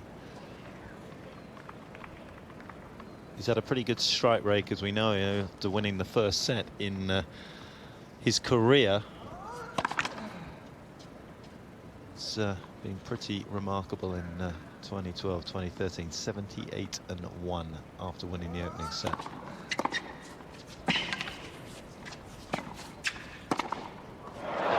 Blistering. In a blink. Back pass. And of course, that one was against Sam Querrey in Paris, as we know, last year. And that's just one of the 3 matches that he's lost in a final set in that time as well. 17-3 in final sets, as we see the Picasso-like Hawkeye. Jackson Pollock, isn't it? Of course, Murray, the other one at the US Open, along with Isner here last year, where he lost in the final set. But this really feels like the Sir Isaac Newton moment for Del Potro, though, with this sliced backhand, doesn't it? It's sort of been introduced into the mix because of the wrist injury, and it certainly seems to have paid dividends for him. But whether it can get him past Djokovic in this decider will be fascinating. Massive service game coming up here for Del Potro. Had to invest quite a lot towards the end of that second set. Has it taken a little bit of the wind out of his sails?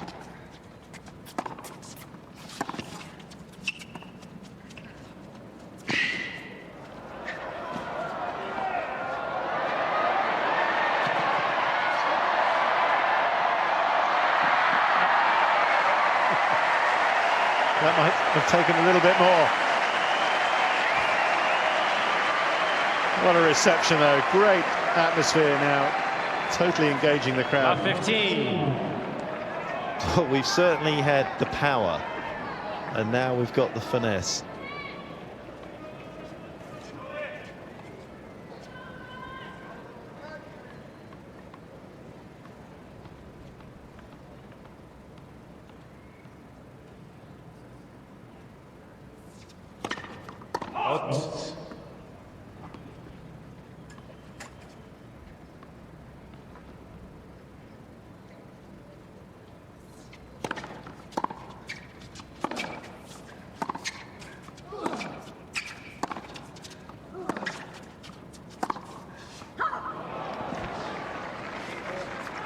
Out.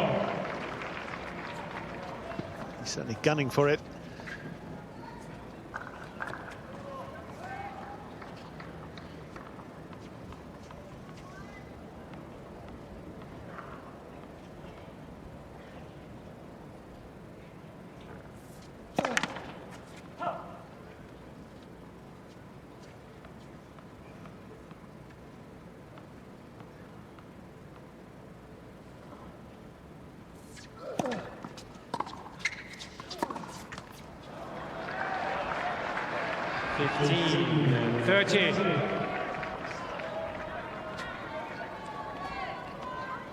There is no respite from the heat or from the relentless returning down the other end. I would like to see Del Potro occasionally serve volleys to stop sort of Novak just blocking the ball back off some of these big first serves.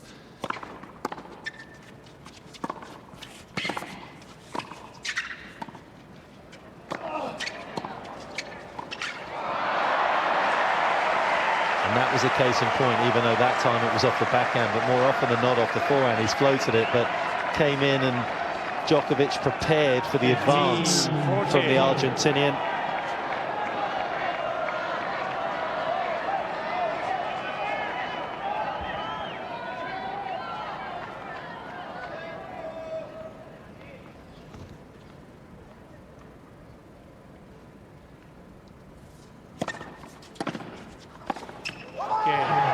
Djokovic wins the Argentinian with that return as well. 2-love. It's an insatiable desire to win, isn't it, for Novak Djokovic when he gets on these sort of runs, as we've seen in the past. And no matter how well his opponent plays, he has the talent, the ambition and the drive to figure a way out. And he really has stemmed the tide there. Big moment coming up for Del Potro. He doesn't want to give this man too much of a lead in this decider.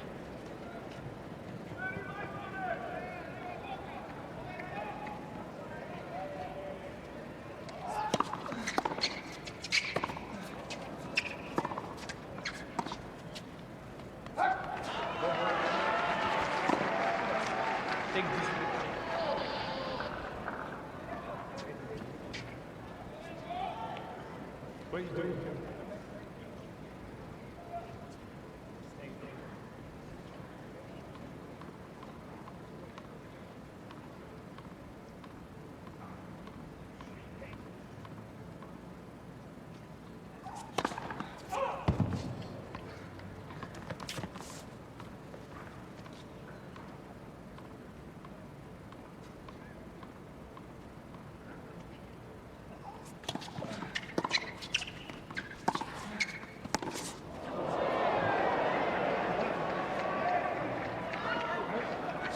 15-all.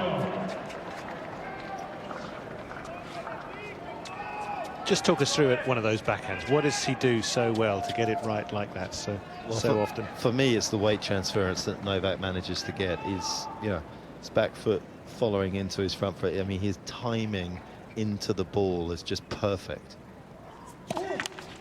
He's never having to force it. It's just effortless.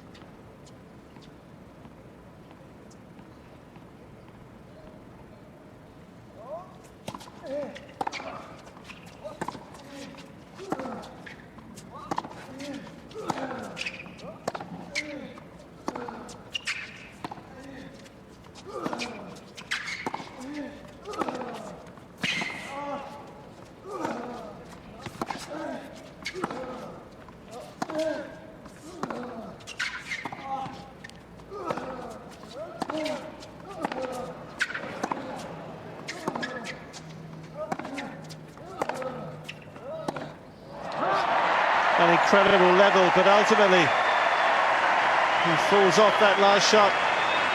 But at what price to Del Potro? Again, doubled up, trying to catch his breath and recover as quickly as he can. All right, boys, 25 seconds. How about the grunting in that one? Both of them grunting for all they were worth. Close to 30 seconds now.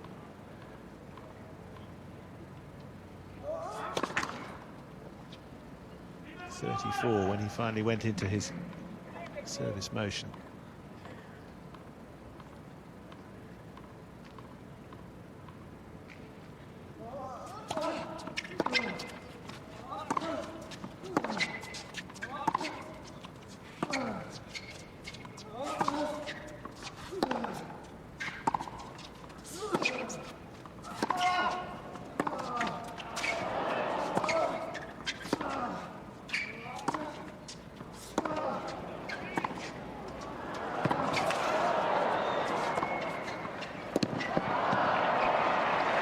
Is this sport not just the best? Is that not the best angle to have just witnessed two of the best points played this year? Absolutely.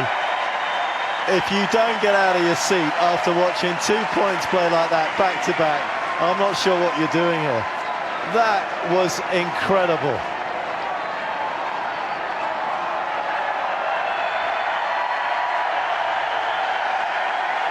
And he loves it, doesn't he?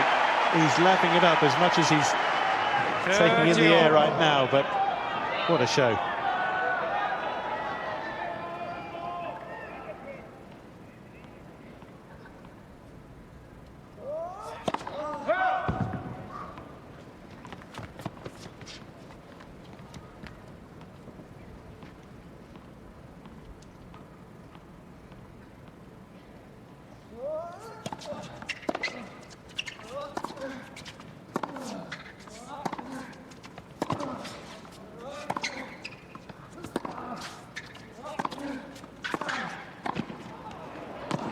Great stab on that volley. Drawing from a greater depth now. And again, as we've seen so often in his remarkable form of the last 3 years, finding extra reserves, extra brilliance, and threatening again to push away from the challenger.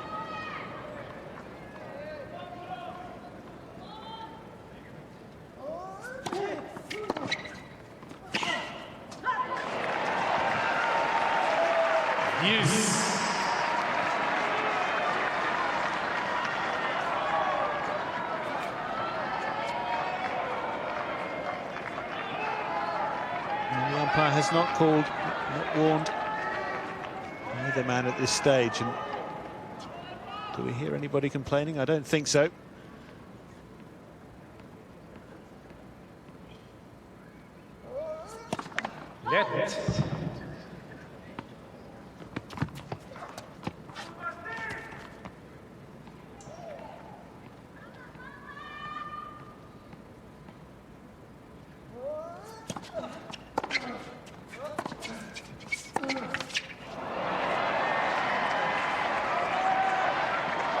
Advantage, Djokovic.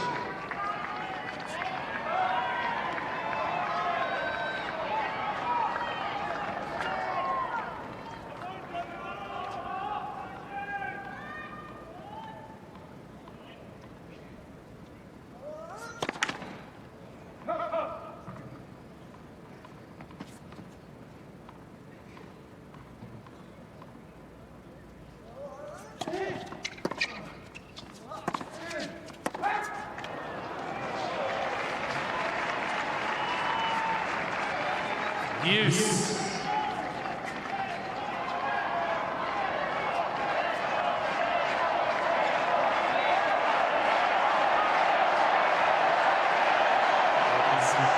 Get the ball, please.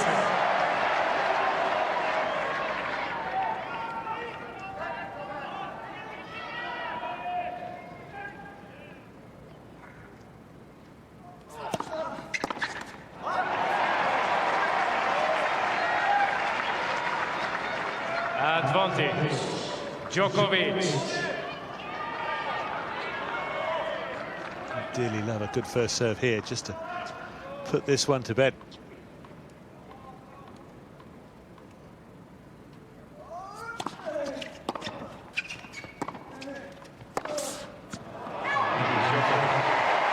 Finally gets it done. 3-love up in the final sets. Final beckons for him. Djokovic leads 3 games to none.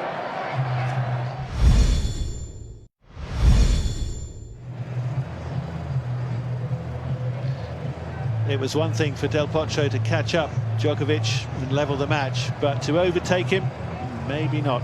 Maybe beyond him today. Djokovic has kicked hard towards the finish now. Absolutely captivating contest it has become, and incredible support for both men, and some of the exchanges. That last game, Mark, I mean, breathtaking. I mean, it really was. I mean, it was just something else, and it just goes to show what a magical sport this really is. Time. And also just what tremendous athletes they are, and it's no surprise that they're up there as some of the best athletes consistently year in, year out in terms of when the awards are handed out, because when you play in this sort of heat, this humidity, the speed that you need, eye-hand coordination, racket control, arguably the best athletes in the world when you take everything into consideration. And boy, hasn't he played his part today. Is he back to his 2009 best? I argue that he's better than 2009. Other guys have moved on and he's playing catch-up. He's not far away, is he?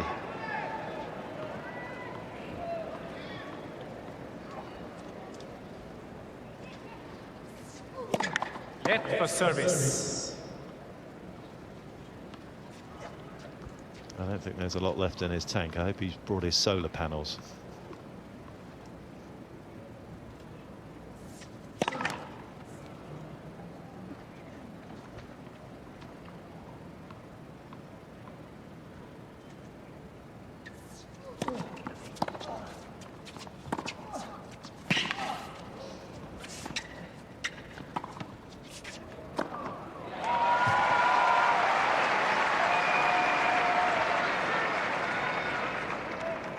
15 love.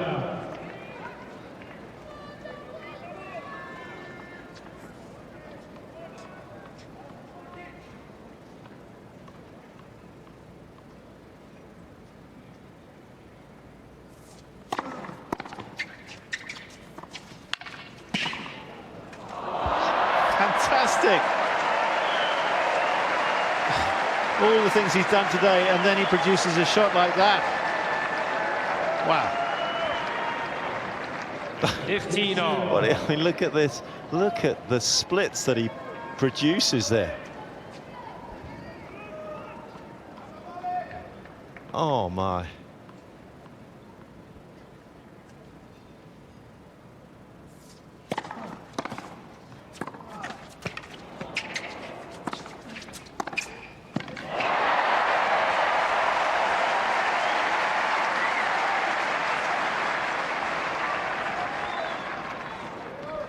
Thirteen, 15.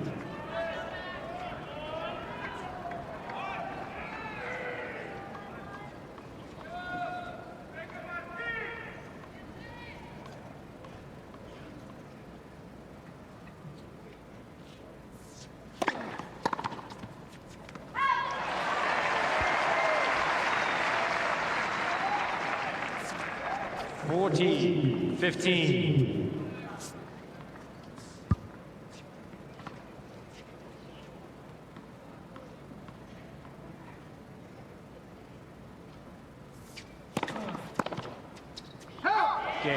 Del Potro. Well, credit to him. He's done a lot in this match to make you admire him even more than we probably did before he walked on court, but that was an important hold. And that showed a bit of substance as well.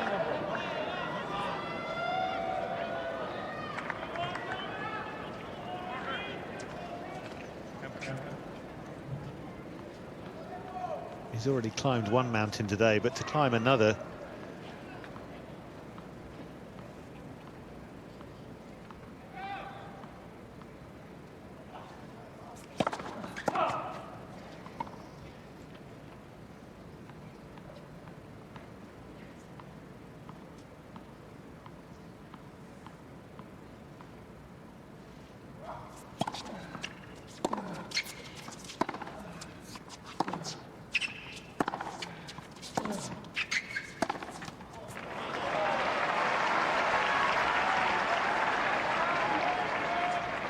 Love 15.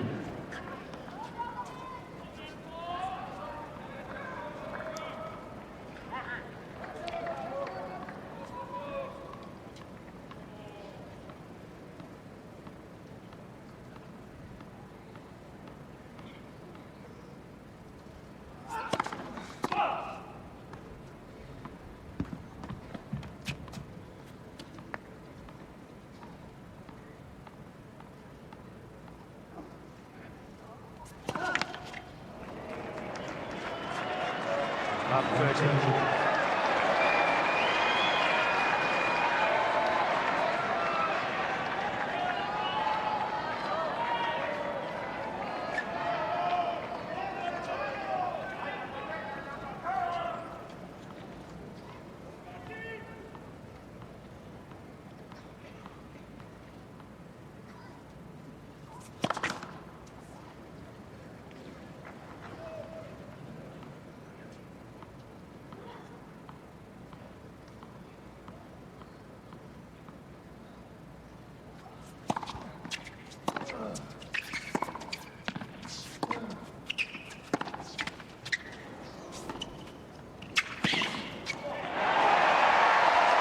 That was some approach shot measured to absolute perfection by Del Potro. Don't underestimate the degree of difficulty in that particular shot.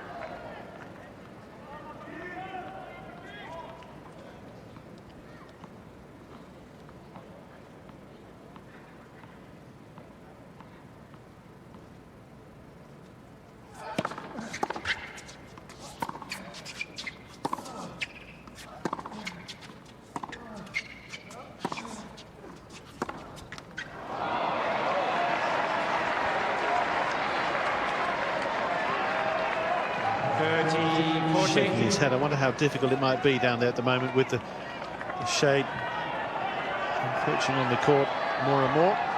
It's still very bright parts of it.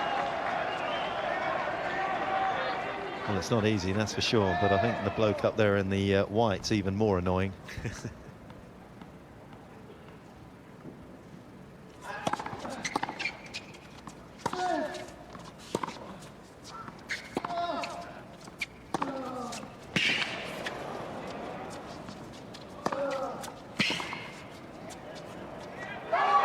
A couple of haymaker forehands from Del Potro. You both, please. And they score a big blow. He's broken back.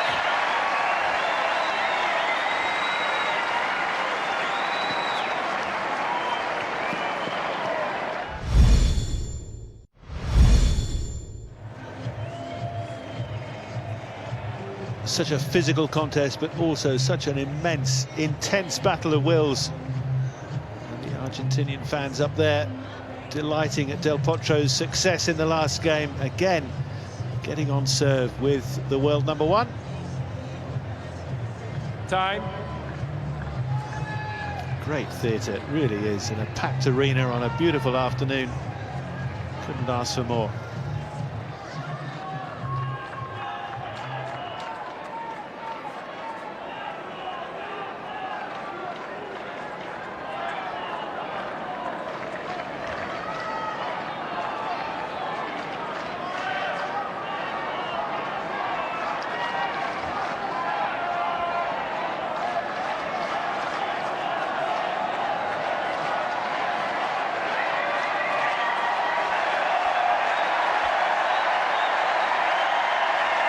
Spine-tingling. Thank you.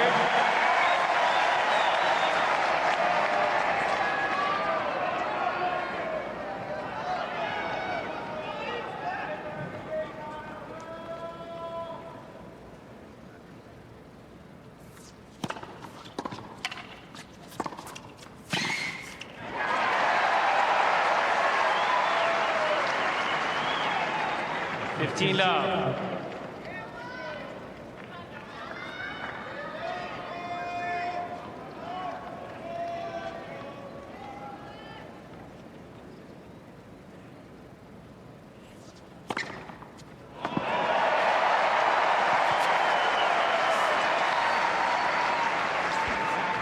Love.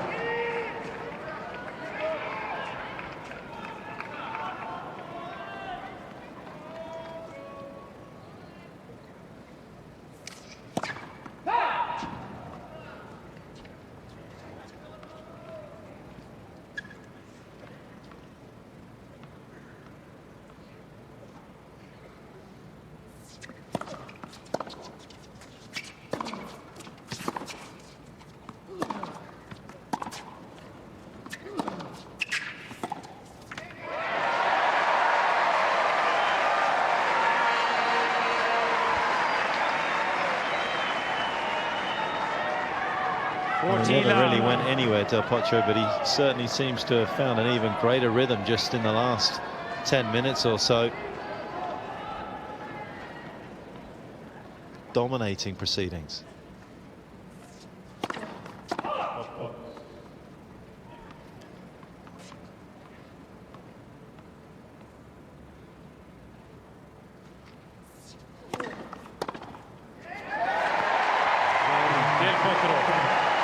2 hours, 22 minutes on the clock.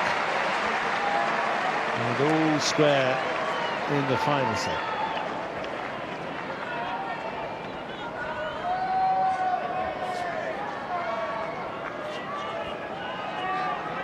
Well, whichever one of these two gets through to tomorrow, let's hope that they can play such great tennis again and that the final will be as good as this, because we've been rewarded today with an outstanding contest.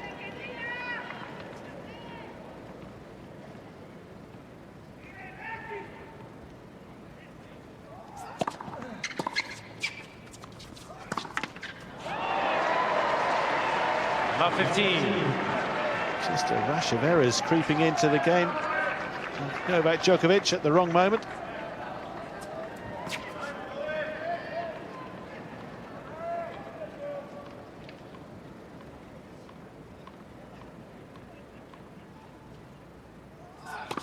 Let first service.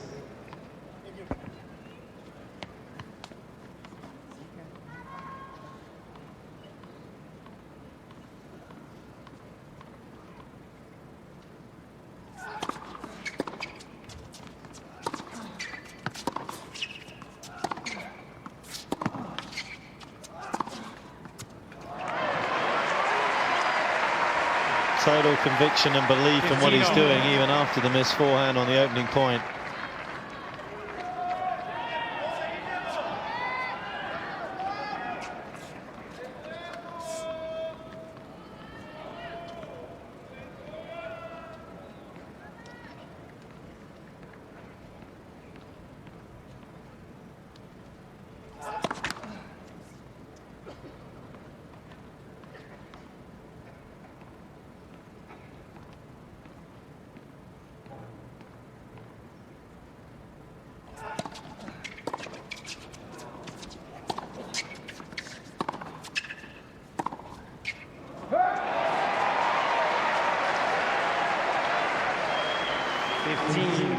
Reaching for that, didn't he?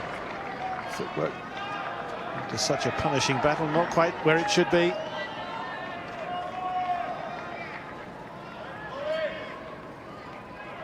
A point ahead. What can Del Potro do with this?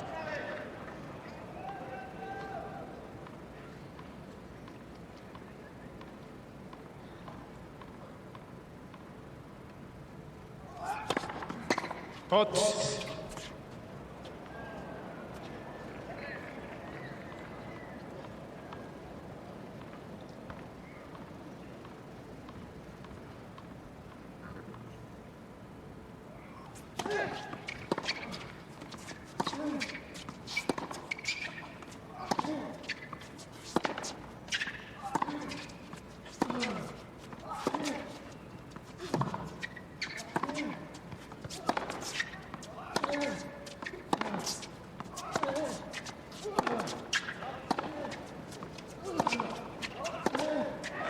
Toe-to-toe again at full tilt, and it's Del Potro who again gets the upper hand.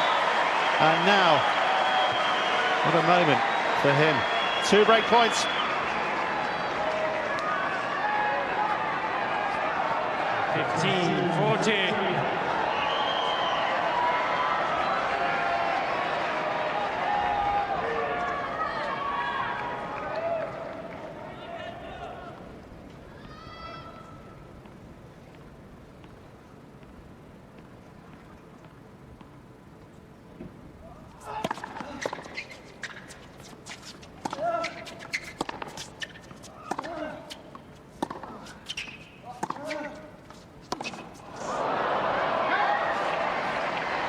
Well, that was a surprise because he looks totally in the zone right now, as though he can't miss. 30, and 40.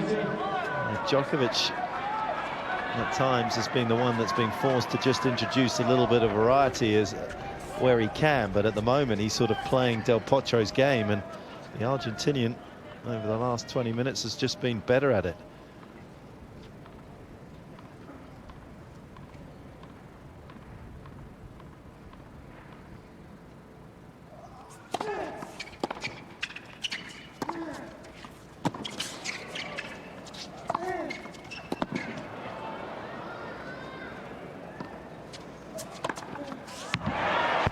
Well, that is what makes him a great champion.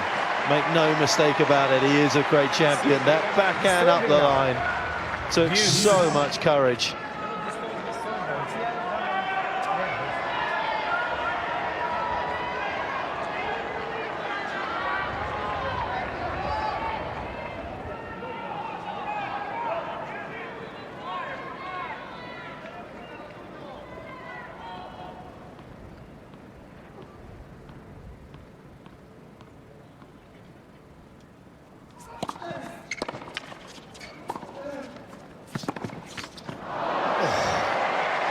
He would have had him there, I think, had that gone over.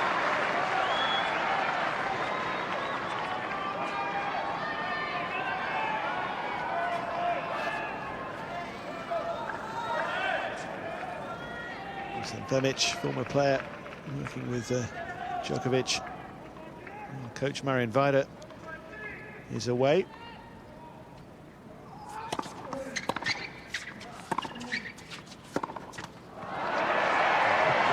Djokovic puts a break on the response from the Argentinian, and he leads again somehow. 4-3. He forgives the three.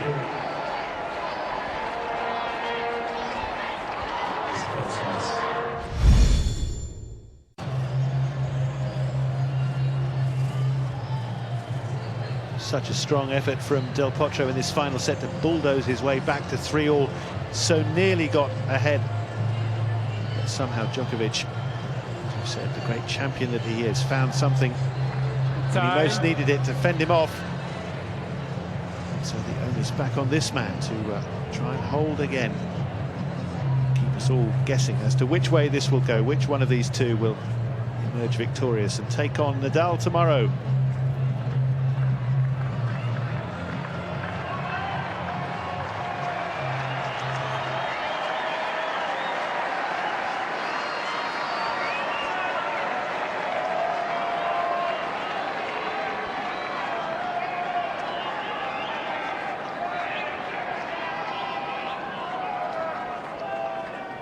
Meant so much to him to beat Djokovic for that bronze medal at the Olympic Games last year. That was his last victory against him. What would another mean to him today? 3-4, final set.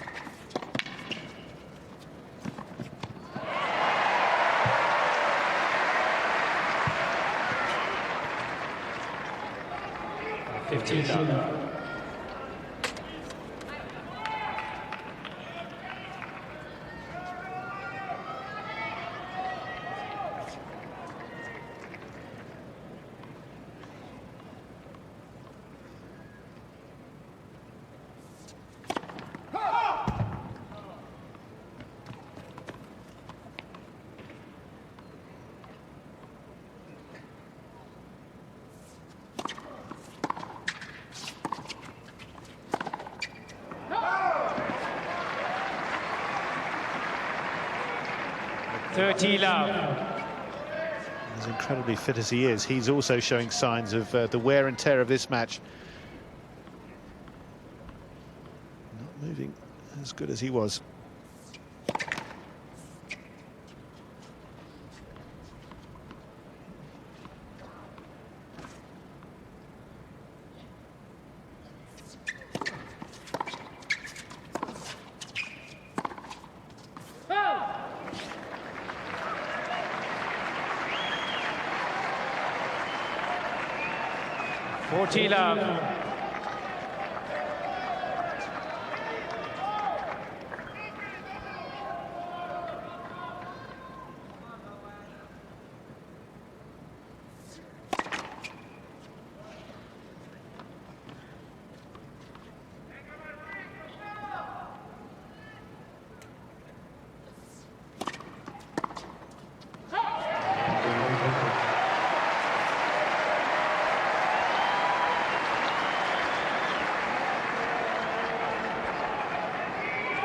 Oh, well, they'll be delighted with that game, Del Potro, because he played a nice opening point, but then really didn't have to do too much. So that's given him a bit of a breather heading into this particular returning game.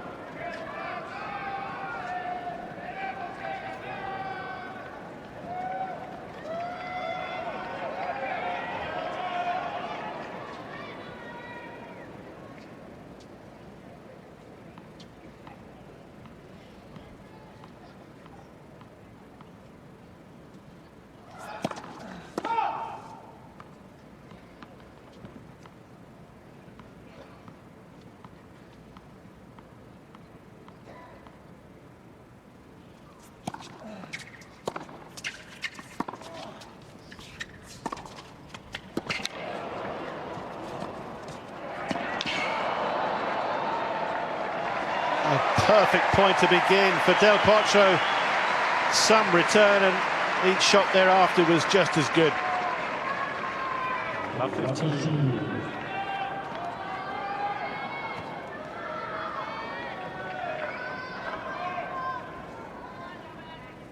He may show little on the surface, Mark, but the desire that burns within, massive. as is on the other side, of course.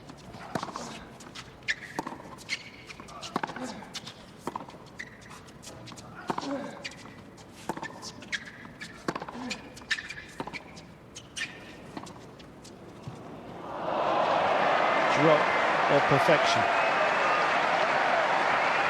Oh, that was classy. He was in no man's land. 15-all. That was a great shot from Del Potro. But even better from Djokovic.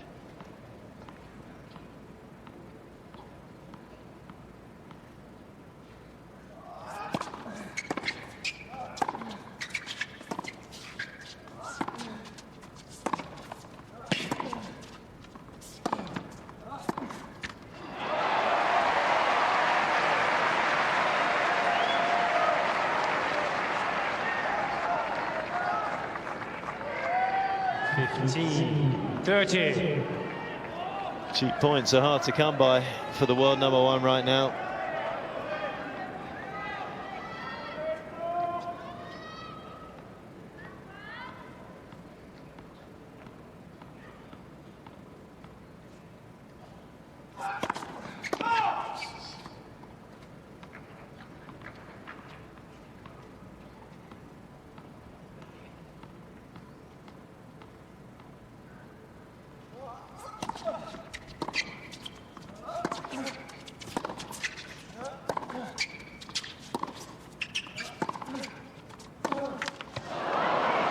He's still moving so well, Del Potro, isn't he? He'll be frustrated with that because he picked up Djokovic's backhand down the line 30 so easily. He was right back in that point.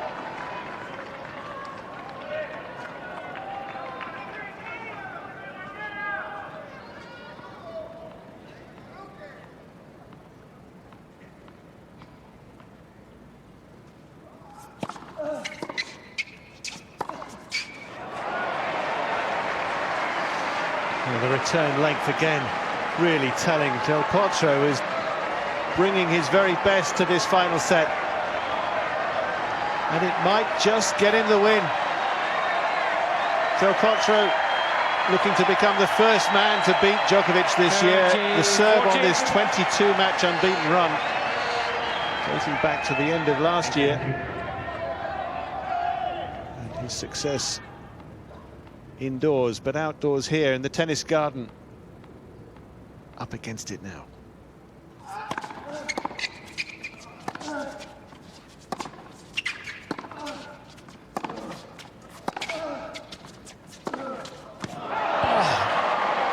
It was on his racket.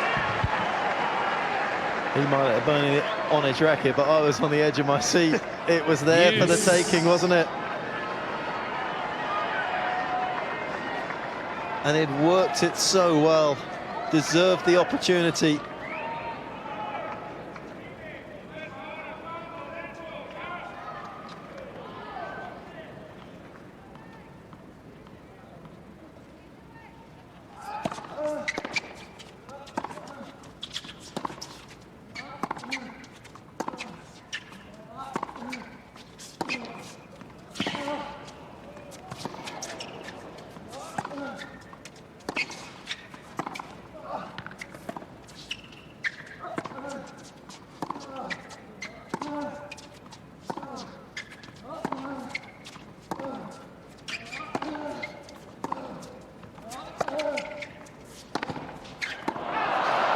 How is such tennis possible after all they've been through, to hit the ball as scintillatingly as they did there? Both men deserve another ovation.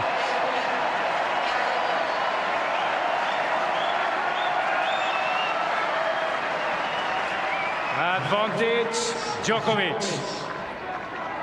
Well, it's breathtaking in every sense of the word, isn't it?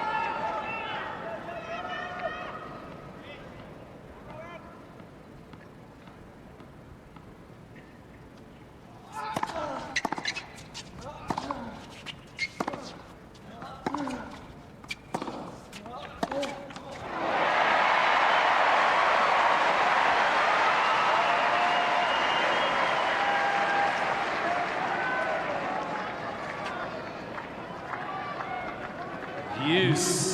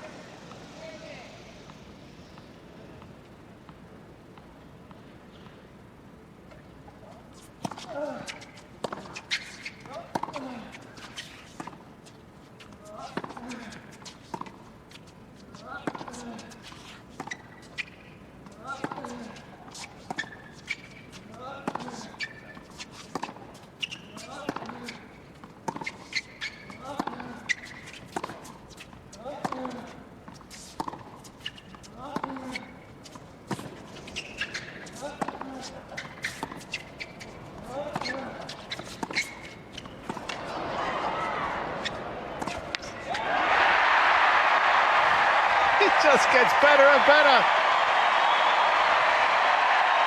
Can he beat the very best? He plugs into the crowd. They respond.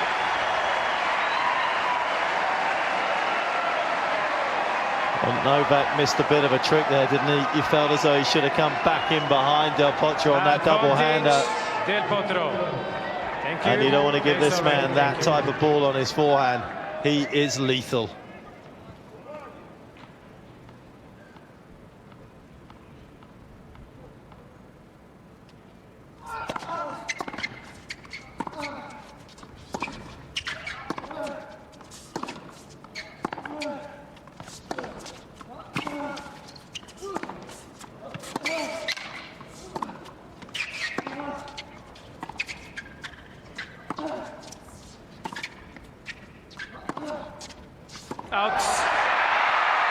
Del Potro is lining up the knockout blow. Stand by as he'll prepare to serve for the match. 5-4 up in the final set.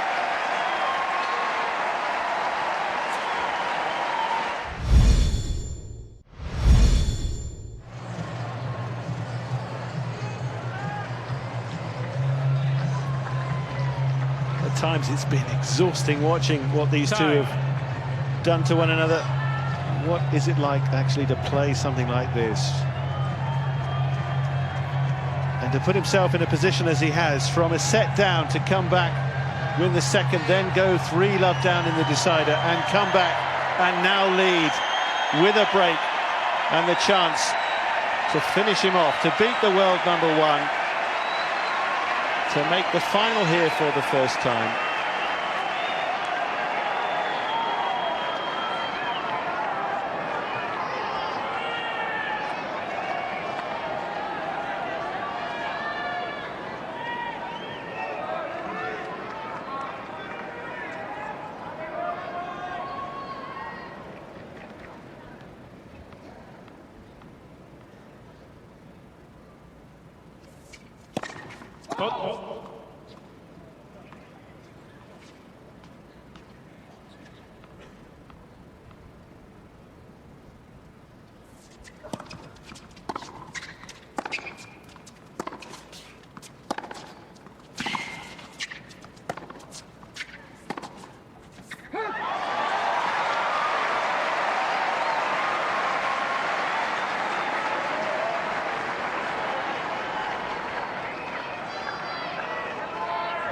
Well, his forehand hasn't been quite as secure as it normally is today, and once again it was tested.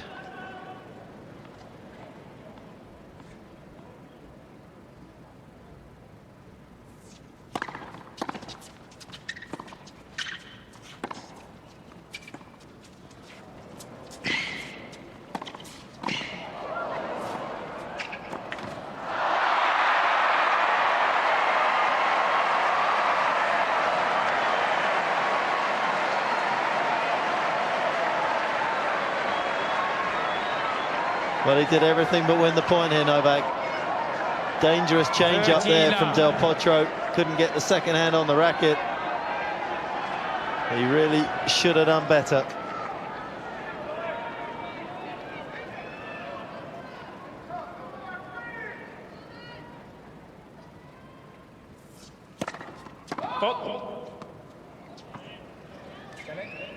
Mr. Potro challenge the call.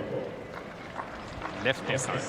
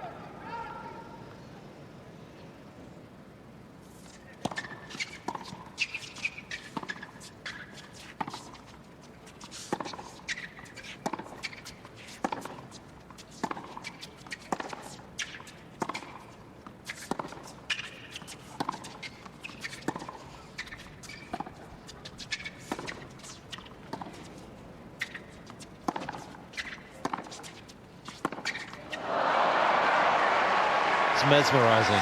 It really is. 13-15. Good job. It's just best of 3 sets, isn't it? Rather than best of 5.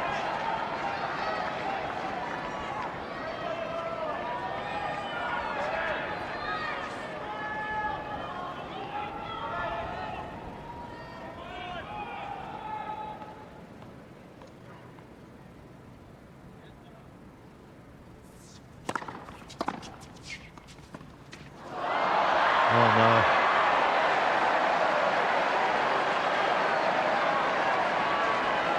You can see it, can't he?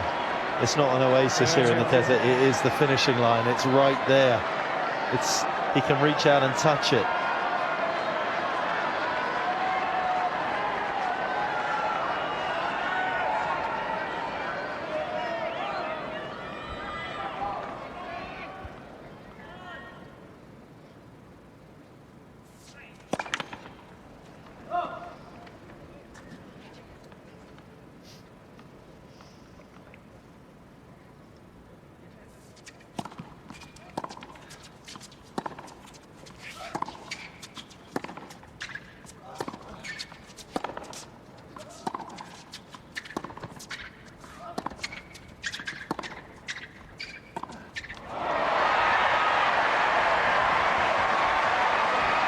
Another shake of the head. Disbelieving Djokovic, the world number 1, on the ropes here, on the brink of defeat for the first time this year. 14-13.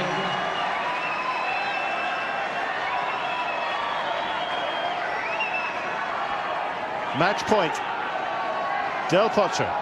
Time violation. Warning. Mr. Potro.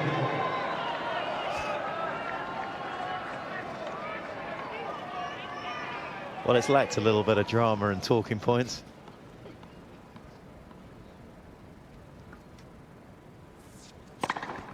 Game, second match. Del Potro. Mighty and magnificent. Juan Martín Del Potro knocks out the world number 1. Total respect, full of admiration for that achievement from the man himself. Del Potro makes the final. Well, an afternoon that just makes you love this sport even more, if that's possible. What a performance from this man.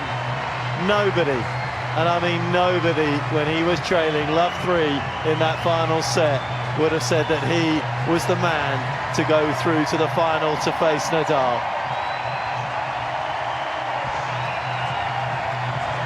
What a match.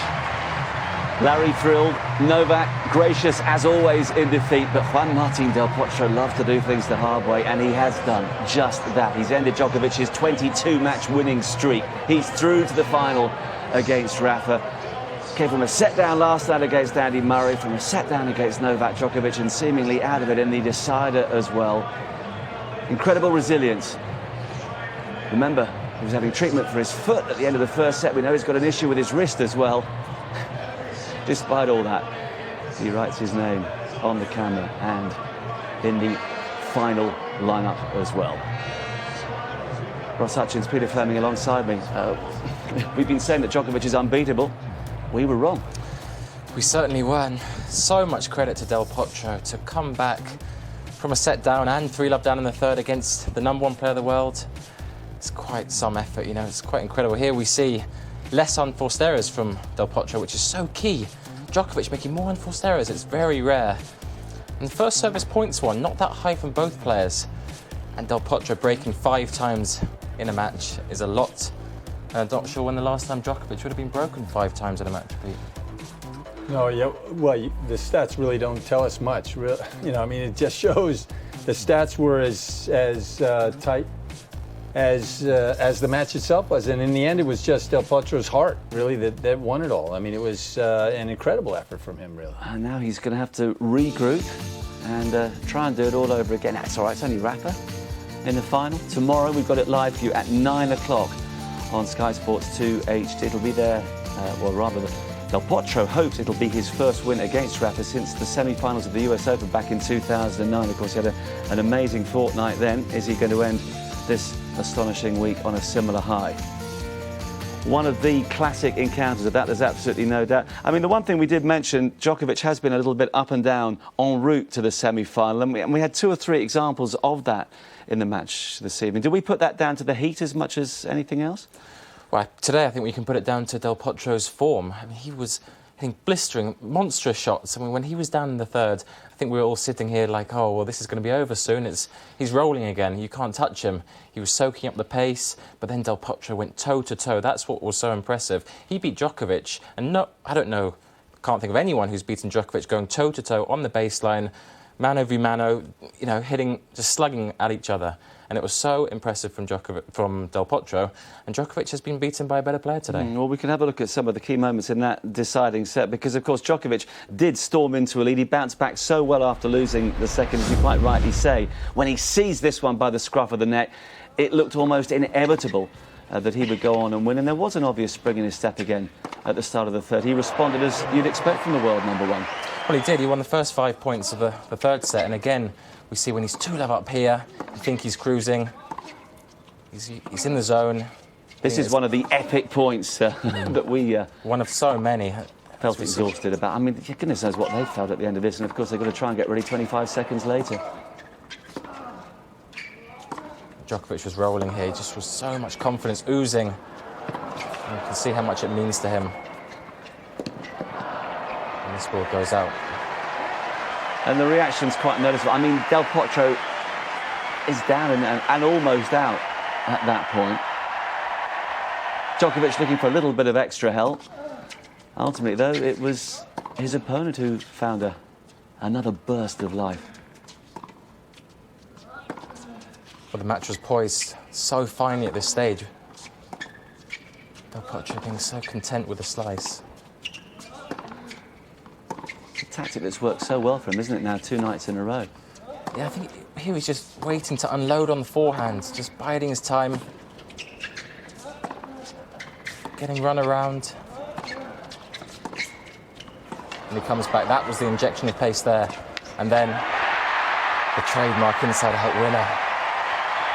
Pete, I mean, do you think now he's playing as well as he was when he won the US Open in 2009? As Mark said, he had to go away. Everyone else sort of went forward. He's been playing catch-up. Does it start to look as though he has caught up now? Perhaps. I think he's certainly played superbly today, last night as well. The heat is a factor, and okay, fine, Del Potro's played amazing. The fact that he has withstood it better than his 2 rivals, who we all thought were about the 2 strongest guys, is impressive. 96 degrees as that match finished. You know, it's 5 o'clock in the afternoon. That's hot. So no wonder if these guys were struggling to maintain their really high level of concentration. Well, that's why. It's incredibly difficult to do in that sort of cauldron. Yeah, well, they have both shown phenomenal energy levels. Of course, we've become so accustomed to that from the top guys. For Novak now, he's got to go off, dust himself down and probably come back stronger than ever in Miami next week. Well, it wouldn't surprise us. He's #1 player in the world. He's so good at shaking off defeats. I'm going to cut in just for the moment, Ross, because I'm delighted to say that Juan Martin is ready to have a word with us. Many congratulations. That was a sensational semi-final, a magnificent win. What was the key to your victory in the end, do you think? I don't know what was the key. I play so good. I believe on myself all the time. I play really calm in the end of the match when I broke his serves, and then I served well in the third set, basically in the last game when I made the ace. And it's so big for me being the final in this tournament. So many things have caught our eye, Juan Martin. The slice on your backhand and the resilience that you've shown as well. You were having treatment on your foot. We know you've got a slight problem with your wrist. Where did that resilience come from? I don't know. Well, I'm having little pain from my wrist, but that's a mirror. I can play really well here. I'm using a lot my slices, trying to play different things, and that's helped me a lot to win these kind of matches. And for sure, I need to play better tomorrow in the final. Yeah, well, of course, you've beaten Andy Murray, you've beaten Novak Djokovic, but now you've got to face Rafa in the final. How excited are you to lock horns with him once again? And how well do you think he's playing at the moment? He's playing really well. It's amazing how fast he recovers. He already won 2 tournaments, 1 final, another final here, and he's playing really well. It's amazing he's come back, and tomorrow is going to be a really tough final for me. I beat Murray, then Djokovic, and my body needs to recover, but I will do everything to be ready for tomorrow. Well, we hope it can recover. Many congratulations, and we look forward to seeing you in the final tomorrow. So there we are. 9 o'clock tomorrow evening, Sky Sports 2 HD. We look forward to your company then. My thanks to Ross and to Peter as well. And the Pope may have to cancel his first Sunday night service in the Vatican. His man's made the final. Bye for now. Watch all 6 Sky Sports channels on your mobile and online.